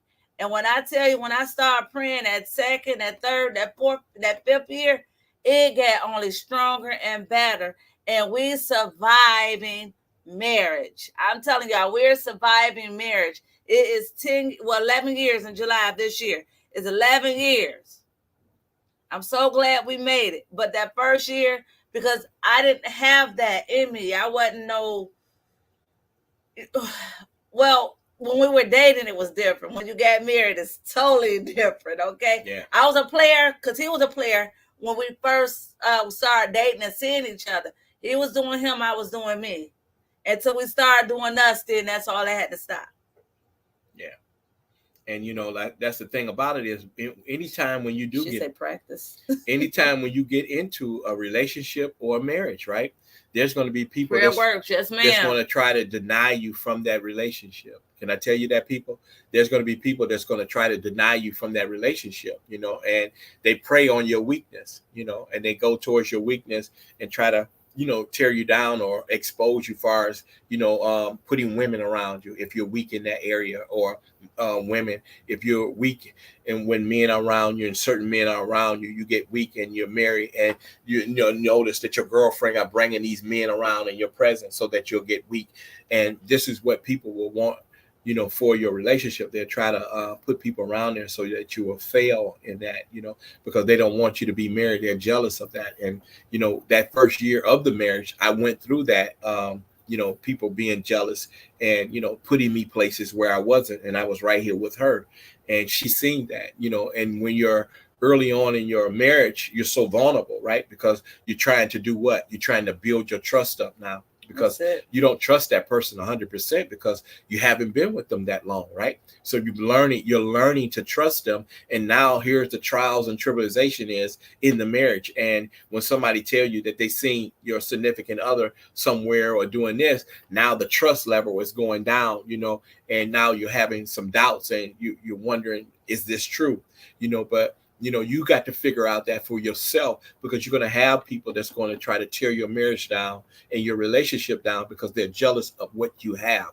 And a lot of people want what you want and they can't have it. When they find a good woman or a good man, they want the same thing. And, like I said, we experienced that in our marriage, that, people even told us that they wanted to be like us. They wanted to be married like us. They wanted to be able to move like us. And like I say, we're not perfect. We're striving to be better. And that's the thing about it is, and, both of us have a good understanding of each other and we know who we are as a person. And that's the thing that makes it work. And the thing that really makes it work is that, we allow God to be in our marriage. And that's the strongest part of our marriage, is having the Lord in it. And, anytime when we get ready that we think that we're falling short, we go to the Father and, we ask for, him forgiveness and whatever it is. It's never been that bad where we got ourselves in real trouble in our marriage. We always been responsible, but we always working to be better. And that's why we make sure that we don't, and can I tell you what I call it? It's called maintenance. It's maintenance marriage. We do maintenance in our marriage, and we talk about things and, throughout the week, and she check on me because of things that went on in my life, losing my kids and stuff like that. That can be, traumatic. It can take you to a different place. People begin to drink and, get high and things like that when you go through trauma. And pain can make you do things, and she makes sure that she's checking on all of those things and mindful of that and covering me to make sure that I'm okay. And the same goes for her, because we're all vulnerable. And that's the thing about being there for your significant other. And marriage, like I said, it's not hard. It's all about what you make marriage. Just being there for that person and caring for them, and making sure you're mindful of not putting people in your marriage. And don't never try to be perfect and, make yourself look like you the Huxtables, because we see what happened with the Huxtables. That wasn't no perfect union either in the real world. So we just got to understand in every aspect that, in your marriage that we want to be better. And every day as a husband or, as you being a wife, that you're striving to be better, how I can be a better husband and how she can be a better wife. And that's what builds the marriage. It keeps it strong and, figuring out how we can be better. And even if you guys are in a relationship or engaged, you're always still trying to figure out how you can be a better person in that union that you're in, right?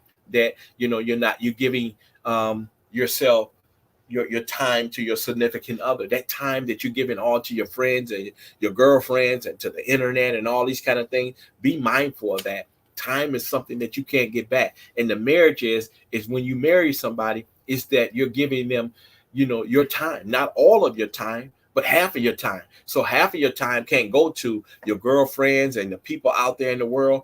That time has to go to your significant other and spending time with your wife or your husband. And then, say, hey, listen, it's not that you're asking for permission, but, is it okay, if I go and play golf, you want to make sure that, you've done enough for her and spent time with her. We don't want to be selfish in that, because you don't know, because you don't ask, right? That's it. You're right. You don't ask. So if you don't, and then you'll find yourself like, and she'll end up telling you, or he'll end up telling you like, you don't spend enough time with me. Someone says if a person want to cheat, they should leave. Well, sometimes they have it too invested in it, and they lacking something, they're missing something in the marriage and the relationship. That's why with my husband, I want to see what his desires are. I want to know what he wants. If he want me to have some purple hair, I'm gonna get some purple hair. If he wants some blonde hair, I'm gonna give him some blonde hair. Sometimes we got to give our men what they want. And a lot of people don't, Yeah, I think, like in my opinion, that if a person, you cheat and leave, I think early on in a relationship, you don't even know if you really want the person. I mean, I'm just being real, right? Early on in your relationship, early on in the marriage, and people say, well, you took the step to get married. How long did you know yourself before you got married? Probably a year, 2 years. How long do you take? And some people be engaged, 5 years and 10 years or whatever. I don't know what you're trying to get to know. And then get married 6 months later at divorce court. And it don't work. But one thing Chosen told me, I'm sorry. No, go ahead. Mm-hmm. But one thing Chosen told me, do not play with that D word. He do not want to hear divorce. And I never, ever, because one thing about it, we sat down and talked. And when we could say, I'm his second marriage. And he's my first marriage. So I told him, don't come with those rules from the first one, because I ain't never been there. So you got to come with some new material. Come with some new material, because this is my first. But he told me in the beginning of the marriage, we had a talk. I don't name calling, no hitting, no this, no that. And we talk about it. I do not play with that divorce word. And and I never play with it. I never said it. I never tell him that. In the heat of a situation, he'll come in his man cave. I go right there in my office, or go up in my bedroom. He'll tell me, what wife don't cook her husband no dinner? A wife that's mad, a wife that got an attitude. He said, not my wife. My wife go to cook for her husband, and then we're going to eat dinner together. Then I say, okay. And I go cook dinner. Because I knew he fixed it in his way. He made it right in his own way. Absolutely. And, one of the things, like, when I was talking to her, being in relationships before you, right? Mm-hmm. I've been in domestic violence relationship, and people don't watch what you say. People don't think that men can be in a DV. DV relationship means that somebody is doing something to you, right? I was in a relationship where, I was being, harmed and things like that, right? And I never responded back in a violent way. I never, did that to that person, but I was in a violent relationship. Tap the screen to share the live, guys, please. And like I said, going into, this relationship, like I said, when I told her that, we're not going to do any name calling, because calling a person name and things like that, that's abuse. That's abusive. That's like, putting your hands on somebody, calling people names and, that's true. Abusive names. That stuff hurts. And, coming out of an abusive relationship, and, people don't think men go through that, but they do. And I was one of the ones who have been in a domestic relationship where, I had to deal with that and, learn how to be able to move it and walk away from it. And when women go through it, right, the domestic part of that is when people say just leave, it's not that easy to leave, because you have so much invested in that, right? Mm-hmm. And you have to work your way out of that relationship, because you guys accumulate so many things and stuff like that. And for me, I talked to several people, and I had to have people on the phone. I just want to say this. I'm sorry. We've been on Facebook Live for an hour and 30 minutes. And I know it's good. It's a juicy topic. Everybody loving it. But you have to end up doing a part 2, but you can keep going a little longer. Absolutely. So, yeah, just when I told you guys, like being in a relationship, whether you're married or in a relationship, domestic is never cool. And, coming into my marriage, I told her, like, the name calling and all of that thing, that's not cool. We're not going to have that at all. and I would never disrespect you, because when you know how that stuff feel, you don't want that stuff done to you, and even though that you may have the power over somebody to be able to do something to them, doesn't make you a big person. It don't make you win. So there's no winners in it. So sometimes that's the reason why, some people have to take that abuse. And even women can be overpowering over a situation, but they take on that abuse, and you take that on and find a way to get out of it. So going into your marriage is not cool with domestic, with DD, and just make sure that once you see those red flags, that you see those, start working your way out of that relationship, no matter how much money they have or things like that. And it's not important. Yes, sir. And it's not too late to start fixing things that's going on in your marriage. How did a woman abuse you? Oh, they want to know, how did a woman abuse you? Physically. She was physical. She was hands-on with me, and she was very jealous. I worked a distance away, and I had to go to work. She was outside the job waiting on me. She was in the bushes spying. She had extreme surveillance on me. Locked you in the house, won't let you out, scratch your face. She locked me in the house. She barricaded the door and all these kind of things. It was terrible, physically and mentally, verbally. Yeah, physically and mentally. And when the police is called, most of the time, I'm gonna say 95% of the time, that when law enforcement is called, they're coming to address the man. Missy says emotional abuse hurts as well. Absolutely. Yes, tearing one another down, hurting each other, name calling, making fun of people's physical appearance, throwing things that they open up. Like Chosen unloaded his closet with some dirty, dark secrets that he never told anyone. And guess what? As his wife, never been thrown back in his face, never been talked about. Me, I opened up a lot about a lot of dirty, dark secrets that he know about. He never threw it in my face. He don't torment me with it. And I even wrote a book about it, guys. It's called Damage, Crown, Still Shine. Yes. You could go to www.damagecrownstillshine.com. I'm even having a women's conference here in Detroit. Get your tickets on Eventbrite. I forgot to talk about that in the beginning. Get your tickets on Eventbrite. And we're going to be laid back. And you can bring your boo with you, because my boo coming with me to my women's conference. He's going to be right there. And so come on and let's have a phenomenal time. We're going to have some soul food. We're going to have some singer. We're going to have some dancing. We're going to have some comedy. We're going to laugh. We're going to cry. We're just going to have a phenomenal time on Eventbrite. Just Google Damage, Crown, Still Shine. Everything about me will come up. Eventbrite, my website for my books, even the link to buy my tickets for the event April 13th of next year.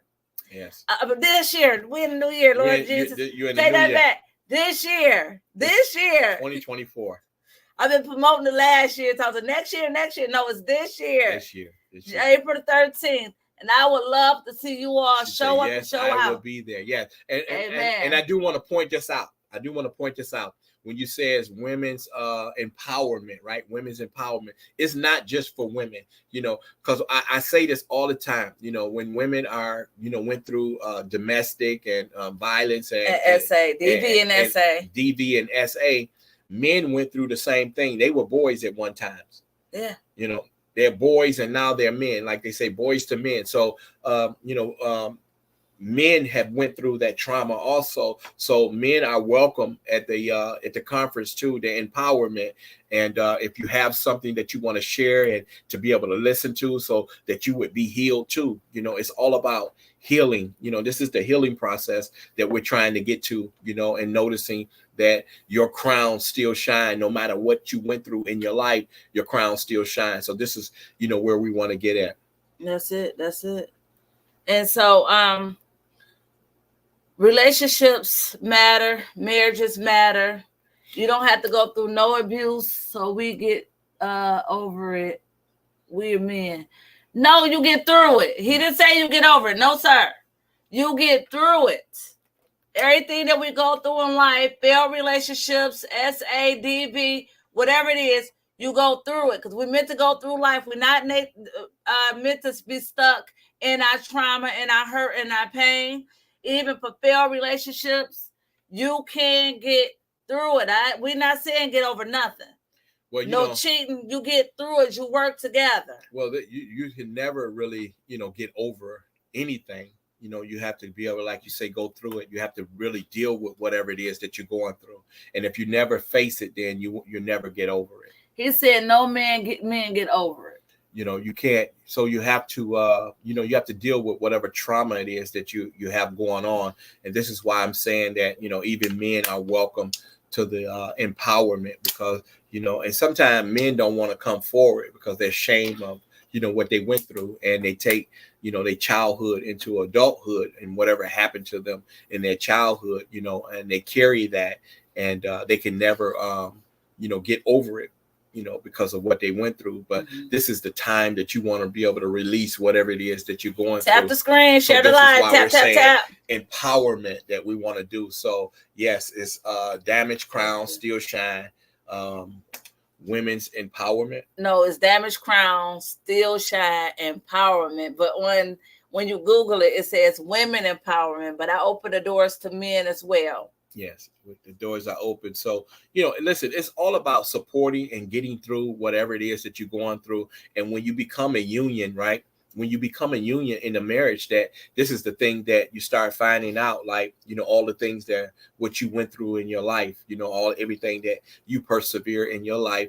And then that's what we were talking about the baggage, right? Mm-hmm. And those are the things that you had, that you carried into the marriage, that all of the hurt and pain and the DV and all that stuff that you went through in your essay in your life, that you had to unbag with me. And there's things that, I had to tell you that happened along the way in my life. And, my life has not always been good neither. And that's the thing about it, is that I think the beauty of the ashes, if I would say that we will put this together and we will make, God would make the best out of it. That's why, you don't always have to throw away everything, that God would, make beauty out of ashes, as he did for us.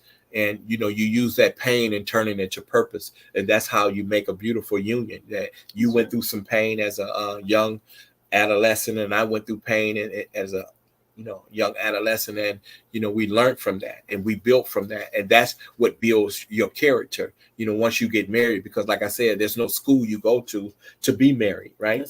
So it's all about your character and how you build your character in your relationship and how you navigate in life. And that's what I think, in my opinion, you take into your relationship, that character that you have, that persevering, and how you care about somebody and how you're there, and some of us don't have mothers that we're taking care of and things like that. So we have to use a different example of, caring for somebody.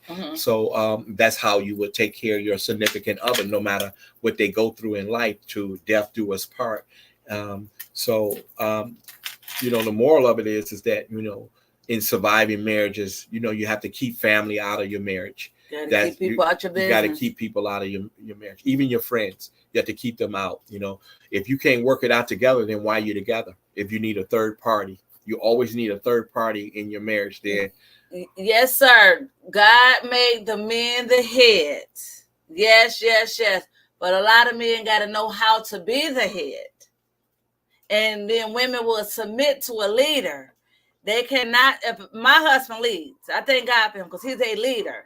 So I'm able to follow him because he's following God. Everybody is not. Everybody can't do that. Let me shut the door, baby. You can shut it. Shut the door. I'm sorry. We have our Yorkies barking. So, yes, the men the head, and I'm the neck, and then I just tell the head which way to turn. So, so we could, if y'all have any questions and comments, he said no. Yes, I'm the neck. Anybody got any questions? Because we can have some Q&A. Anything about our marriage, anything about marriage, anything about relationships, anything, put it in there, and I'm going to try to read them, because things are going so fast. So true. Anybody have any questions? Because right now we're about to have Q&A. So yeah, marriage is what you make of it. If you want a good healthy relationship, a good healthy marriage is what you put in it. It's like what you put in your body. If you want a healthy body, it's what you put in it. So if you put, excuse me, how did we meet? How do we? Oh, let me tell y'all the story. I'm sorry, it's about to get hyped now. Let me tell y'all how we met. Oh my God! Woo! Let me tell you, I had a regular truck, and I'm driving. Oh God, they got so many questions. Both did. Okay, I'm gonna answer the question. How did you both I can't see. attain to marry? Well, okay, we'll get to that. But they want to know how did we okay, listen, how we met. I had this green truck, a green van, and I was driving up 6 Mile, a street that we live around. He was in a black truck and he driving. And he pulled up on the side of me at 9/11, 2011. He pulled up on the side of me and said, "Hey, girl, give me your number." I held my phone up. My whole screen was broke. I couldn't see nothing. I said, "My phone broke." He said, "What's your number?" So I gave him my phone number. I almost said it. I gave him my phone number because I still got the same number. And he called it right away. "So where you on your way to?" I said, "Home." So he said, "Oh, okay. You got a man?" No, I ain't got no man. I'm just doing me. Did I say doing me? I don't know how that phone conversation went. So I was on the corner of my street. So what I did is turned off and went a whole nother way and came back. And when I tell y'all this guy was persistent, but I met him at a red light. But the day before I met him, I went to a wedding, my niece's wedding. And she threw the bouquet and it hit me right here real hard and I caught it and somebody was trying to take it from me and I held on to it. And then the very next day, 9/11, 2011, it was 9/11. It was a 911 emergency in my life. That's what I'm trying to get to. And I met him that day and that's how we met. And he was very persistent. And so when he started coming over my house, my lights and gas was cut off. And that's what he said. I was too independent because he tried to give me money to get my lights and gas cut on. And I was saying, no, no, no. He was trying his best to get it on for me. So what he did is went to Home Depot and bought a generator and pulled up outside and said, "Hey, I got something for you." And so he brung it. He ended up bringing it in the house and he hooked it up. And so he hooked the hot plate to it. And said, "Can you fry me some chicken?" He had a bag with the chicken in it. He had the bag with the grease in it, everything I need, the flour. "Can you fry me some chicken?" So I'm on the cooler with a hot plate, frying him some chicken. And so he hooked my son's game up to the TV, to the generator, and started playing the game with my son while I was frying him chicken. So that's how we ended up met. So like she said, and women and that was okay too for her to deny that. It was okay for her to deny me cutting on getting her lights and gas and stuff cut on because she was you were independent and you don't accept everything for everybody right away but I wanted to see your lights and gas on and I wanted to pay that.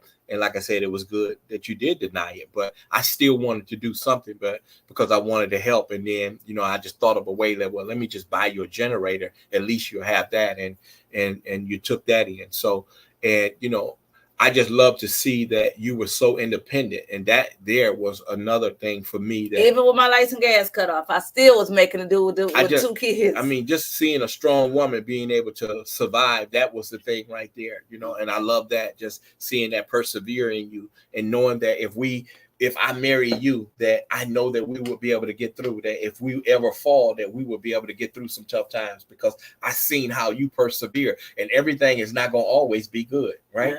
So, you always prepare for what? For the storm. So if I get with a woman that know how to go through something, I'll be okay. And see, a lot of times people don't do that. They just go for the glitter and the gold and say, hey, they just got the finances. But what about when somebody lose the finances? Amen. The other question is, could you please explain submission when a woman submit to a man and a man submit to a woman God's way? Because he said most men don't like to submit. So they want you to explain submission. I could take this for submission to me is a willing in mind to want to submit to a man, and submitting to a man is like, okay, you know what? I'm gonna let you lead. I'm gonna let you lead, but you got to know how to lead, and that's one thing about it. A man asked this, so no, go ahead. No, I'm gonna take it once you're done. A man got to know how to lead, because the Bible scripture does say a man submit to your wife and husband submit, because it go both ways. He got to submit and I got to submit. I don't know what scripture it is. I'm not a scripture thumper. Somebody said preach. So, so submission got to be your mind, a mindset. You know, am I ready to give this man my all, my heart, my mind, my soul? Am I ready to give it all to him? And that's when, I know for me, that's when I was ready to submit, because I dealt with a lot of men in my life, right?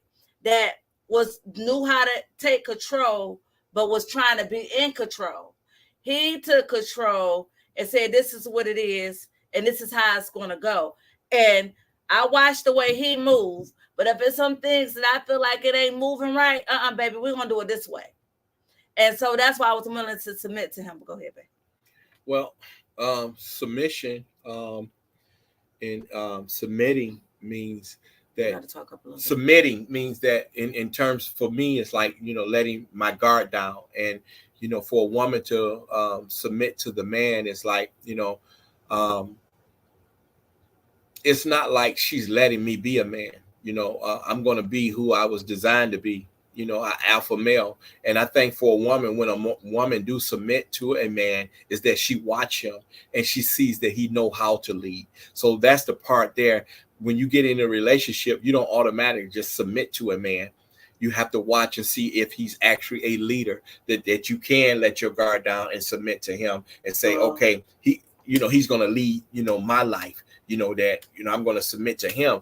You know, sometimes people submit early on in a relationship and that person don't even know how to lead. And then, you know, they take that same behavior to somebody else that don't put in the work, that know how to lead. And then you give that person that baggage. That thing about women submitting is that you have to watch and wait and see if that man able to carry that load. And I think that's the part there that you want to make sure that he's able to carry that load. And if he can carry that load, then you can let your guard down and submit to him, you know. And then would you be safe to say, she said that part, are you willing to say that a man that submits to God can know how to submit? Because she said men don't know how to submit. Well, some men have something to prove.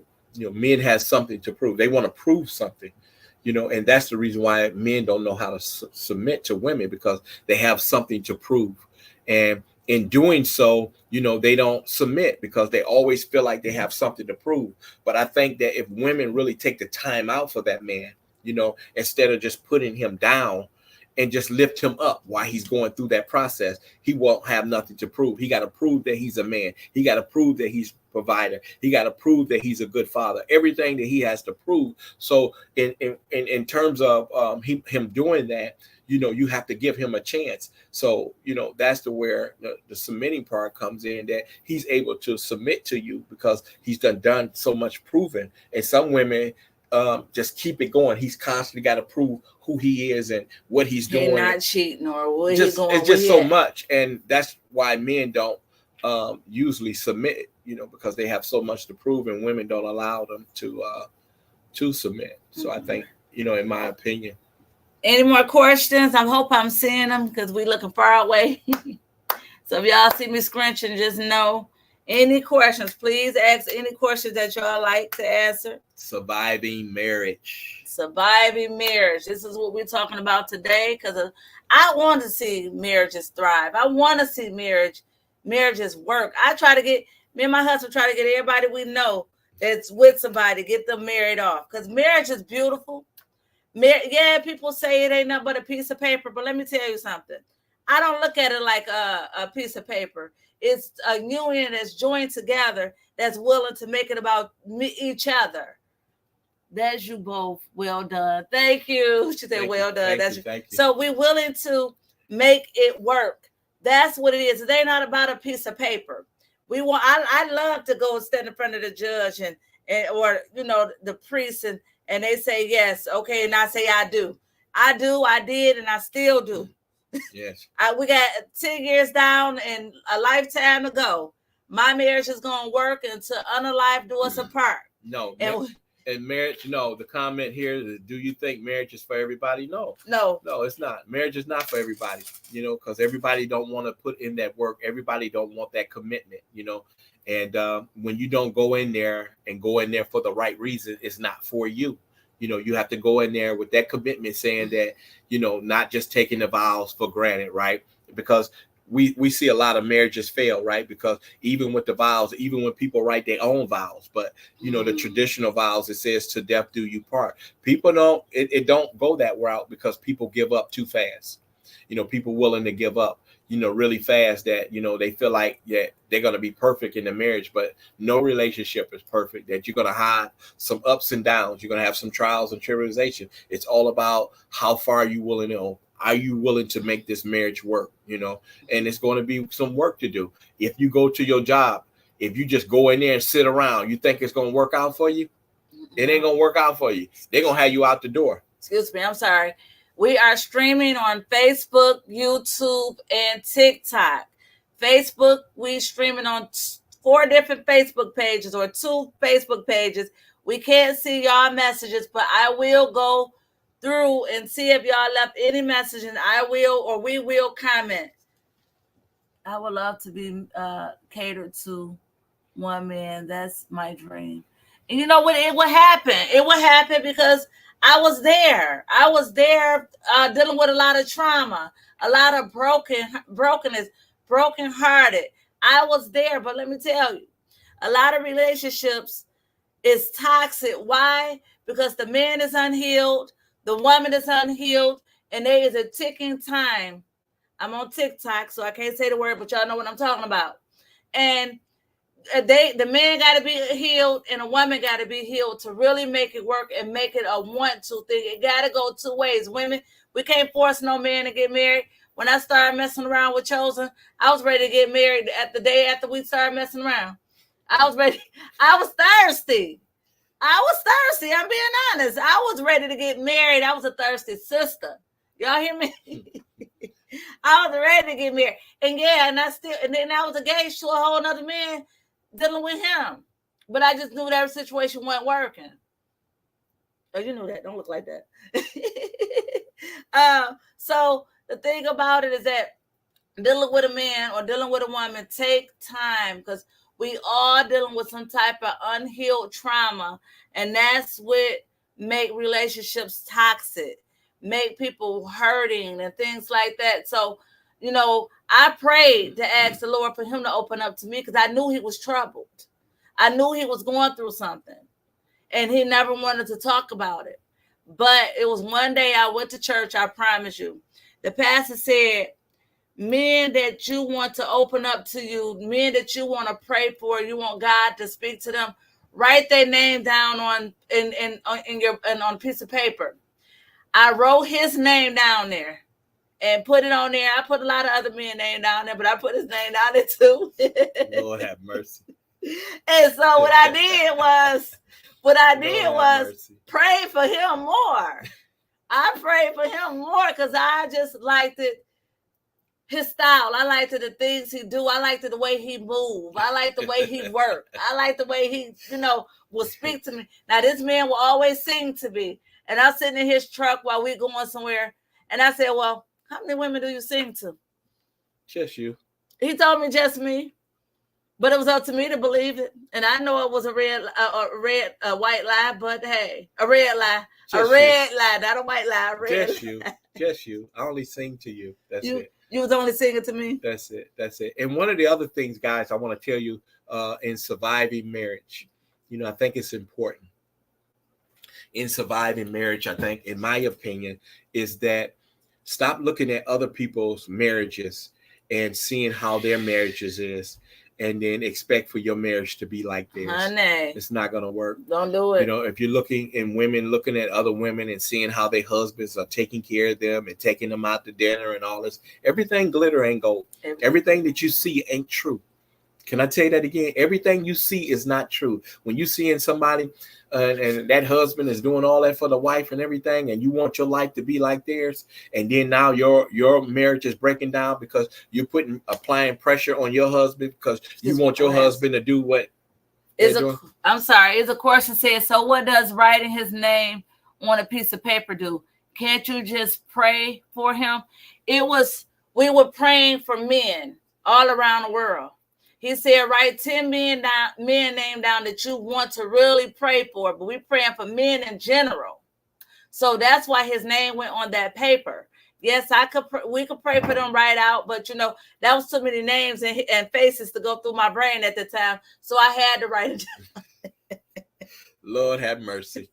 But yeah, listen, guys, that you want to stop basing your relationship or your marriage on somebody else's marriage, and you're welcome. You apply pressure to your significant other because you think that they should be doing the same thing they're doing, he should be doing for you, and you have no idea what's going on. So I've seen a lot of relationships and marriages fail based on somebody looking at somebody else's relationship, and you thinking your relationship is supposed to be like theirs.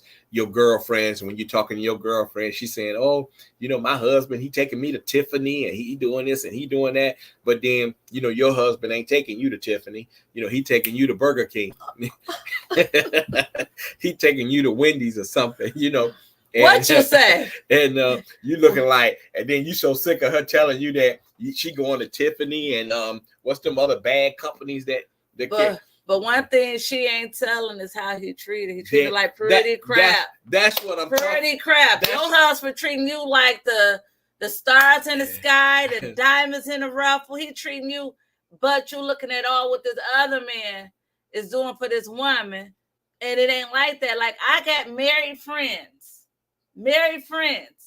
that probably never thought I'd ever get married. Married family members thought I'd never get married. And look at my marriage. And jealous of it. I got to call a spade a spade. I got to call a diamond a diamond. And jealous of my marriage. And stop talking to me and stop dealing with me. Because who am I to step out my trauma to get married and have a beautiful fairy tale? Because it's good. It's okay. Let me tell y'all ladies this too. Y'all stop having all them big weddings. Because why? You want to have a big marriage. Me and him had a small, $50 marriage? Where? At the courthouse. It was $50 for the license. Yeah, for the license. Yeah, $50. But guess what? I got a house. I got a car. I got a big man, and I got a good, faithful husband. So stop worrying about these big weddings. Yeah, I mean that's the thing about it is that I think priority will come first. When you get married, you want to make sure that your priorities are in check. That where's your hello, sis? Welcome in. I see y'all popping in. I love you all. Thank you all for showing up. Where's your finance at? When you're looking for a big wedding. At the time, I wasn't there to do a $15,000 wedding for you. I wanted to get married. I wanted to be in that union so that we could start building. Build that empire and build from the inside out, not from the outside in. We want to build from the inside out. And I already put it together to be, and I showed you that I was a leader and how I was leading. And when I did that, I began to build and the empire. And this is why, where we at, and sometimes if you had been looking at other women at the time that they had a huge, marriage at the time. Wedding or marriage. Yeah, they had a huge wedding. Then you would be like, wow, why didn't they have a huge wedding? And this and that. That it's just we don't align up with what they're doing. We got to align up with what we're doing. So when you show somebody responsibility, heading into the marriage, that's a good thing, and sometimes, you're not in agreement, but in the end, you'll see that it paid off. Everything came together that, I was able to build and do this and buy this and that and do,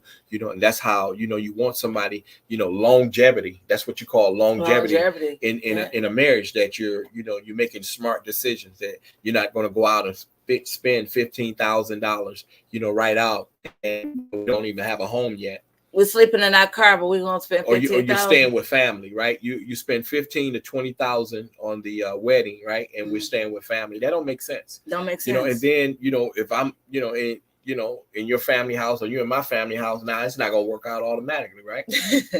You know, they're gonna be like, dang, when she ready to go, when he ready to go. So, you know, you need to have your stuff together. So in order for you not to go through that and add family or burdens on people, right, you have to make that decision that, you know, what's best for you. Yes. Do y'all, anybody have any more questions? Please put them in the comments. I'm reading them out loud and we can talk about it, discuss it. We can help. Let's do it, because this is what we're doing. We're building marriages. The topic today is surviving marriage. Surviving marriage. Surviving marriage. Yes. And surviving ain't always bad, people. No, surviving is not bad. It's not. It's not always bad. And when I use the terms of surviving marriage, it's not like, man, he got to survive that marriage. That marriage is horrible. No, that's not the case. Surviving marriages is that you're surviving everything on the outside. Can I say it again, people? For the people that's listening, I'm talking about, when I'm talking about surviving marriage, I'm not talking about the inside here. I'm talking about everything on the outside. That means everything outside of your household, you're surviving. Okay? I'm going to say that again. Everything on the outside of your household, that's what you're surviving when you're surviving marriage. It's not on the inside, because you're going to have all these different entities and people coming to try to destroy you and tear you down. That people are going to be jealous and envy of you, of your relationship and what God is doing for you and how high he's taking you. So people is not going to like that. They're not going to be in agreement with that. They will be on the phone with you, yeah, girl, and all this kind of stuff, and be, yeah, I'm happy for you. But at the same time, they're on the phone with somebody else. Girl, such and such, so and so. I wish this and I wish that. I literally called somebody to complain about my marriage, right? And in that phone call, the person didn't hang up the phone and start going ham on me. She's stupid. She this, she that. Ain't no way my husband to do that. Ain't no way my husband. And I was so crushed, because it was somebody that I trusted and I loved that did it and didn't even hang up the phone. They thought they hung the phone up. And I listened for like a good 5 minutes. And I'm like, wow. But that's the thing, right? God will expose people. God will expose people and show you and give you the tools. Like, this is something that you don't do. If you need to work out something in your marriage, he said, come to me. I will be whatever it is that I need you to be. Right? That's it. He said, come to me. I will be whatever it is that you need me to be. You don't go to your friends or your neighbors and talking about your marriage and things, what's going on in your house, only if somebody is being harmful to you.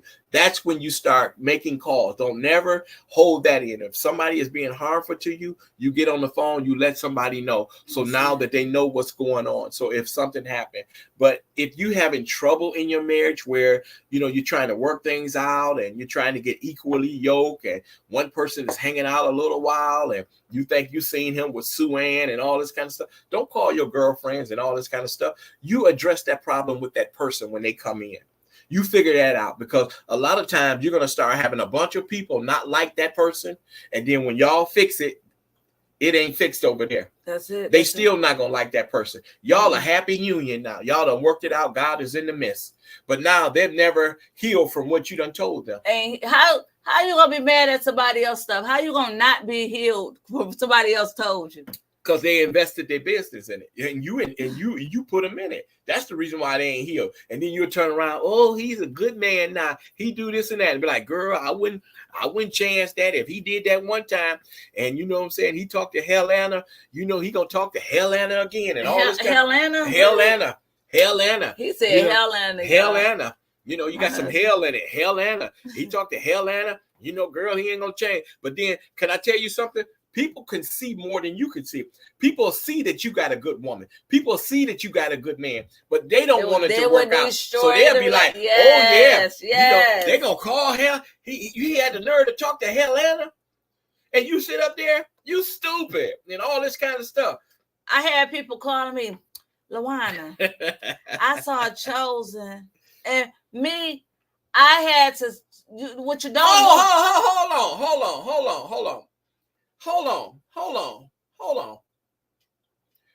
You had a person call you, right? And they say, well, I seen Chosen, right? Here's what I want to tell y'all. And y'all can put all those laughy faces up there, whatever kind of emojis y'all want to put up there. When they call her, right, and say they seen me out with a woman. Y'all listening? They see me out with a woman. I'm laying in bed with her, and she had to look around and make sure I was still there, and my arm around her. I'm like, we laying in bed, and then, hold on. We laying in bed, like, looking at the movie and carrying on, and wow, they about to get her. They about to get her. Ling, ling, ling. Hello? Hey, girl. Hey, yeah, I seen Chosen. What? It looked like him in his truck. That looked like him. Hold on, speaker. Say something, babe. It's Chosen. But no, even when she called you and you reenacted again, say, I seen Chosen out there, and it sure looked like him. It looked like his truck.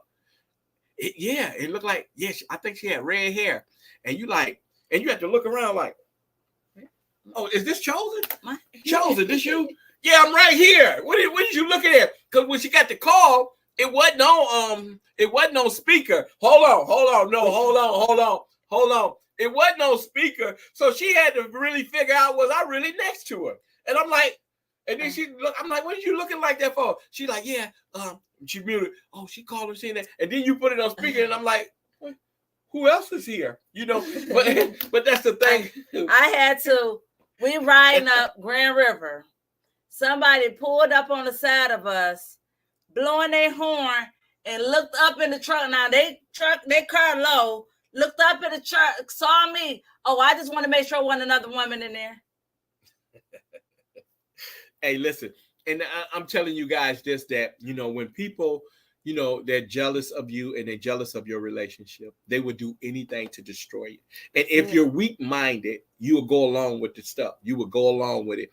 That's why you have to use your own spirit of discernment. I'll say that, your spirit of discernment, that you have to use your own, that you do your own due diligence. Don't go off of what everybody else say. If you want to find out something, you find out through them. If you want to find out something, then you do your own investigation. You don't have nobody, you go off of somebody else's word, and then you end up ending your marriage. And that wasn't even the case. This person was at work, or they was at family house, they can vouch for it and all this kind of stuff. And people would want to see your beautiful union, they will want to see it destroyed. So you got to be careful who you talking to about, your significant other in your marriage. Right. And if y'all see me looking down, I'm looking at all devices. I got 1, 2, 3, 4, 5, 6 devices in front of me. So I'm trying to make sure I catch messages, comments, questions. Please comment and ask questions. But marriage, it could be a beautiful thing. Marriage could be a messed up thing. Marriage could, and don't have no baby. Bad man, yes, people can't stand couples truly being happy. That's true. That's true. That is so true. And my thing is this: what y'all see with me and my husband, this is what y'all see every day. This is what goes on when cameras is off and lights are out. This is how we get along. This is how we kick it. This is how we talk. And especially when you have single friends that see you in a happy union, they're so jealous because they haven't found their bull ass and haven't found them, or that king haven't found his queen.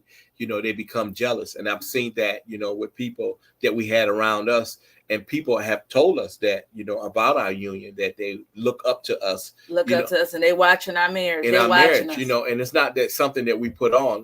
When I say that, when you want to get into a relationship as far as being married, you got to be committed to what you want. That's it. You got to be committed. You can't just go in there and say, well, I'm married and all this and things like that. It comes with, some work. You have to really care for that person. No matter what they go through, you want to be there for them. You always want to be an ear, and some people would think like, that's tiresome, they always. She said they can't understand true happiness. No, people can't. But like I said, it's work. But when you enjoy doing it, it's not really work, right? He make it easy for me. I make it easy for him.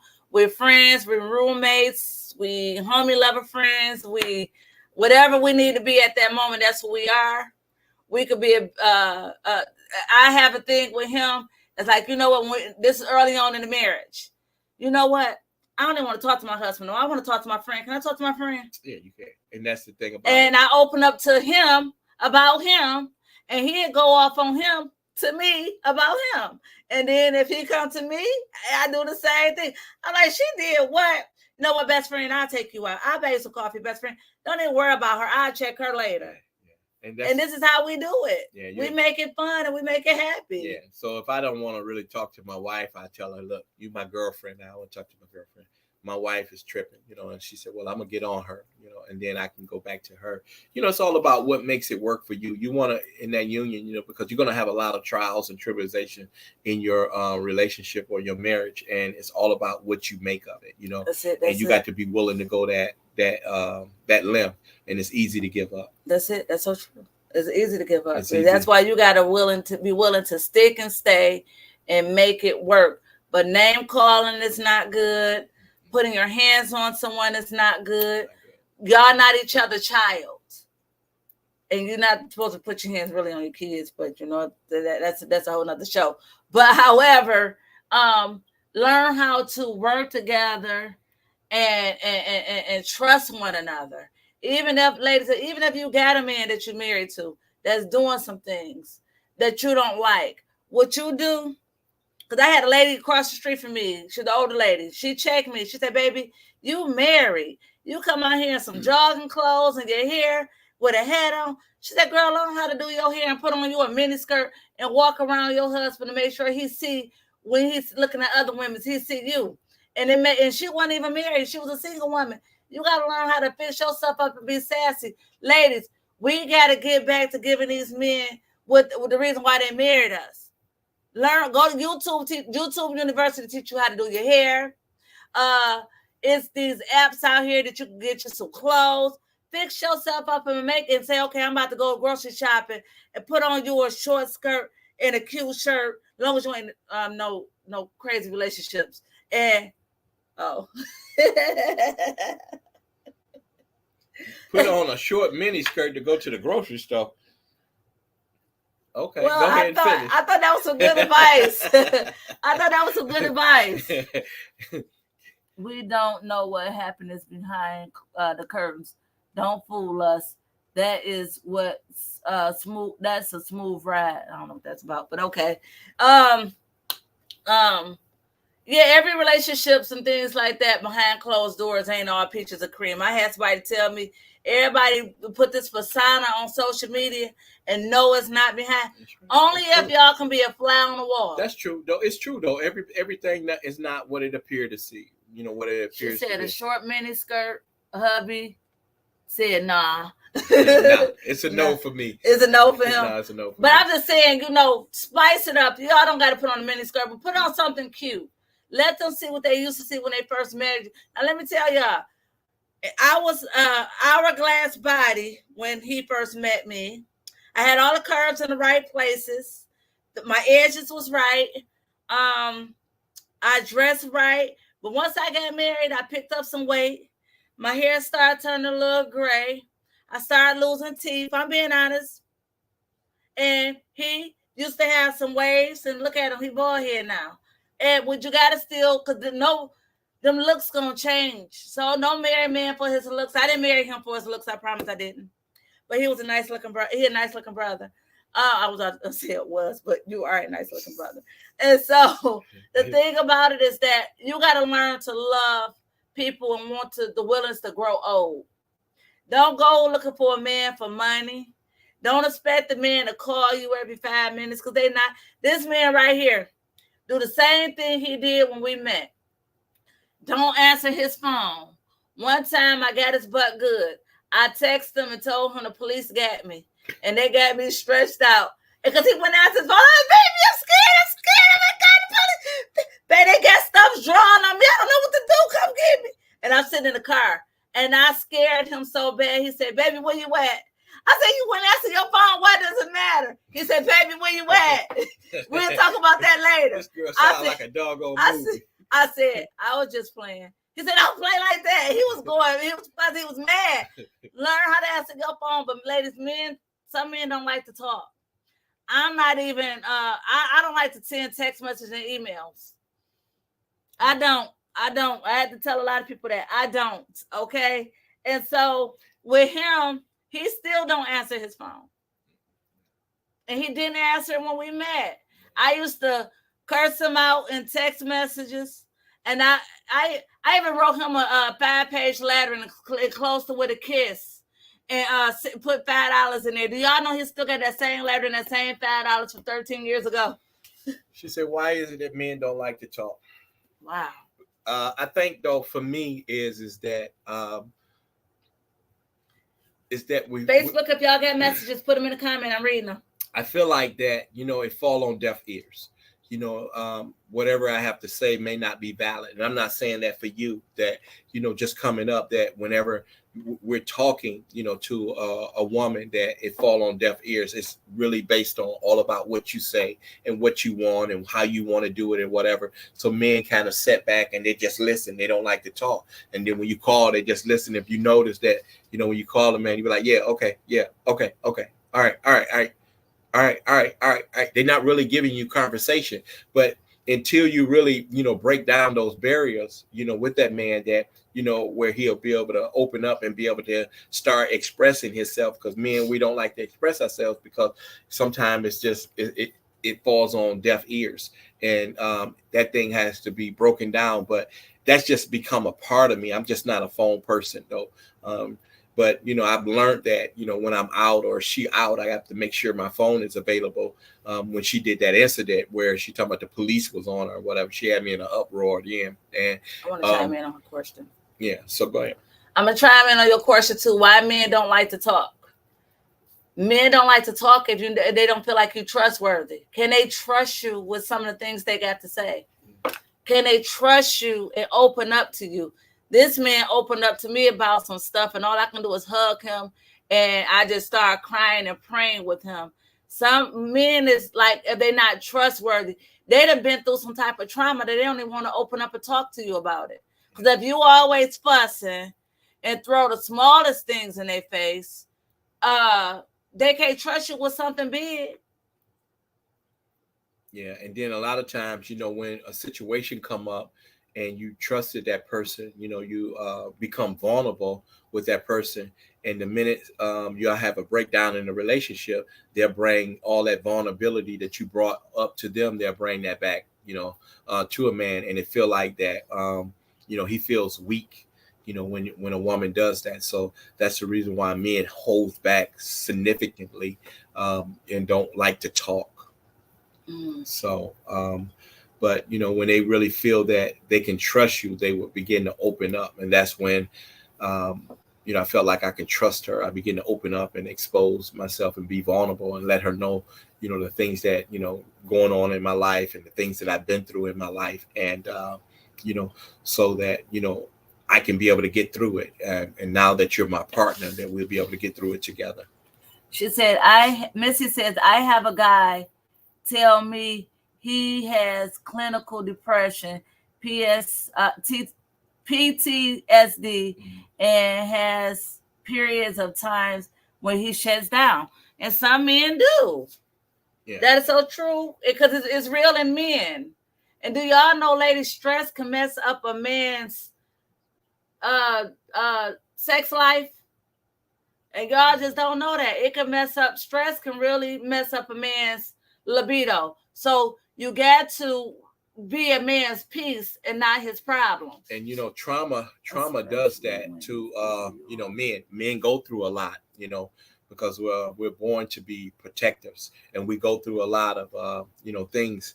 And he probably done been through a lot of trauma in his life, and it's hard for him to open up, and he revisits that trauma, and he has to get counseling for that, to be able to expose himself, to be vulnerable.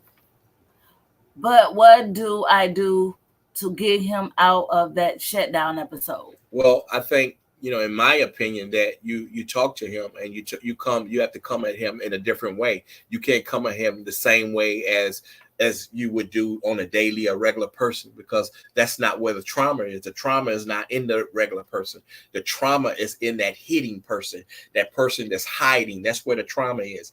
Now, the outgoing, the person that's saying that's the person that you can't bring it. So you have to come, to the person that's hitting, and you have to talk to them in a different language. Like, sometimes when you talk to babies, you don't talk to babies directly like, hey, go sit down or do this, and here, you're ready to eat. You use a different language. So, when a person is going through trauma and stuff, you have to come to them with a different language and talk to them and to open them up. And then if you can't seem to do that, then you have to recommend that he get counseling in that area. Well, what I did with my husband was let him know I was a safe place. I was a safe person to talk about. I'm like, I know it's something going on, but why are you in this place? And this is when I was his girlfriend. And when he started opening up, he started spilling. And I never, things that he told me back then, I never revisited. I never discussed it.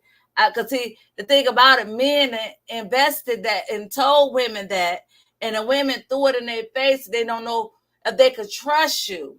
So you got to give them the reason to trust you. If you're not the type of woman that's throwing hurtful things in their face now, I talk to all the cameras, I'm sorry, and not throwing hurtful things in their face now, then they can open up to you. They can be vulnerable. It's hard. Maybe you should be vulnerable about something about yourself and make it where they are vulnerable, and then pray for them in that area, because some men, they don't like to confide in a woman because the trust is not there.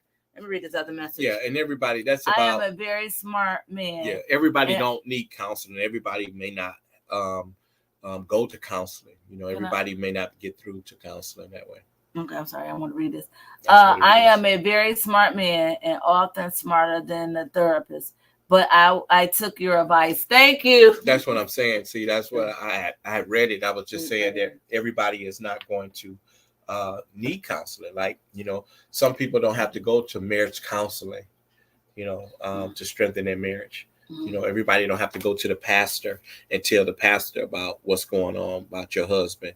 You go on the pastor and tell the pastor that your husband coming home late. How that sound?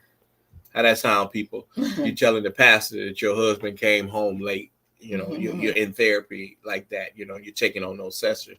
I think that you should talk to, your partner, because that's who you marry, and that's where you work the problems out. But sometimes people do need as a third party together, a third party, but it's not for everybody, because the third party is okay. Just make sure that third party ain't gonna come stand across the pulpit and talk about everything you just confide in this person about, because I done seen it. I experienced it. I just don't believe in don't know how to communicate. I just don't believe in going to the pastor, telling the pastor about what's going on in my home. I don't agree. Because you're a man first and you're a leader. So you feel like you could, so everybody can't deal with that. Yeah. I don't think, I know that, I'm a leader, and I think that I can work out my own problems, but I'm just saying in terms of, going to the pastor, telling them, about, the relationship that me and you having. I feel like I married you and I could be able to work that out. I don't need another man to come in my relationship and to tell me that what I need to do and what I need to do with you. I know what to do with you. You do? Absolutely. Okay. I know what to do with you. So I don't need another man telling me, what to do with you and, how to do and things like that. So I'm not, and like I say, this isn't an opinion. I'm saying this is for me. I don't need to go to a pastor or, somebody like that to, talk to them about what's going on in my marriage. If I can't work it out, then I don't need to be in it. Miss Penny is laughing. She tickled pink. Yeah, I'm just saying though, for women though, it's different, because I've talked to several men that's, married, and even fresh marriages, right? That they not in alignment with talking to another man, whether you're pastor or apostle or preacher, whoever you may be, about, my marriage. Sometimes men will go to, something like their brothers or, a good friend of theirs. 2 hours and 30 minutes. They will go to a good friend and talk to her, like, where I can be better at in my marriage. And sometimes your friend would be like, I think you're hanging out with me too much. You're around me too much. I think you should be home and things like that. But just going to the pastor and asking him where I can be better in my marriage, I think he could show you. Between all these lies, we have about 500 people watching us. Do you all think this is a great topic? Do y'all think we need to do a part 2? Do we need to stay in relationships? Because we used to be boyfriend and girlfriend. We used to be part of the dating scene. We still date now. So we've been there, did it and done it, and still doing it. Some of the things, like still dating. And if y'all want to see a part 2, please. Oh, wait. Somebody said part 2 already. Yes. But I do want to make this announcements too. On Monday, we have another show on Monday and Tuesday. But Monday show is going to be releasing. We're going to make a content. Today we're going to be making a content about Monday, and we're going to be doing that. I'm not going to say what it is right now. I'm just going to release the content. Yes. We're going to have the content on all of the social medias about the discussion on Monday. So I'm just giving everybody a heads up. Monday at 5:00 Eastern time, we're going to have another show on Monday, 5:00 Eastern time. And then Tuesday, we have another show lined up. Is that 5:00 or 7? 7:00 Tuesday. So Tuesday is going to be 7:00 Eastern time, but we're going to make content so that you would have updates on that and a reminder of the shows that we're going to be having. And I tell you, they're going to be good shows and encouraging and uplifting. We have a question. The question is, do we still have date night? Yes, we do. We go to dinner. We'll role play and act like we're meeting somebody else. We'll go in 2 different vehicles, meet each other, and then say, okay, I got to go. My husband is calling me. I got to go. My wife is calling me when dinner is over. And sometimes we have date. We just make it fun. Make it really, really, really fun. Dinner, movies, whatever it is. We'll go and have a little date, a cheap date, and sit in the parking lot and have when we was eating unhealthy, cheap burgers. They say very interesting. Please, part 2. Yeah, and like I say, dating is really good. It's just keeping the relationship spicy. She said the part 2, 3, and 4 a sequel. Yes, dating is really good though. Just keeping the relationship fresh and not just getting bored with each other and just letting your guard down. Can I say that again? Letting your guard down, meaning that you don't care about how you look no more. You don't want to impress her no more because you're so used to her, right?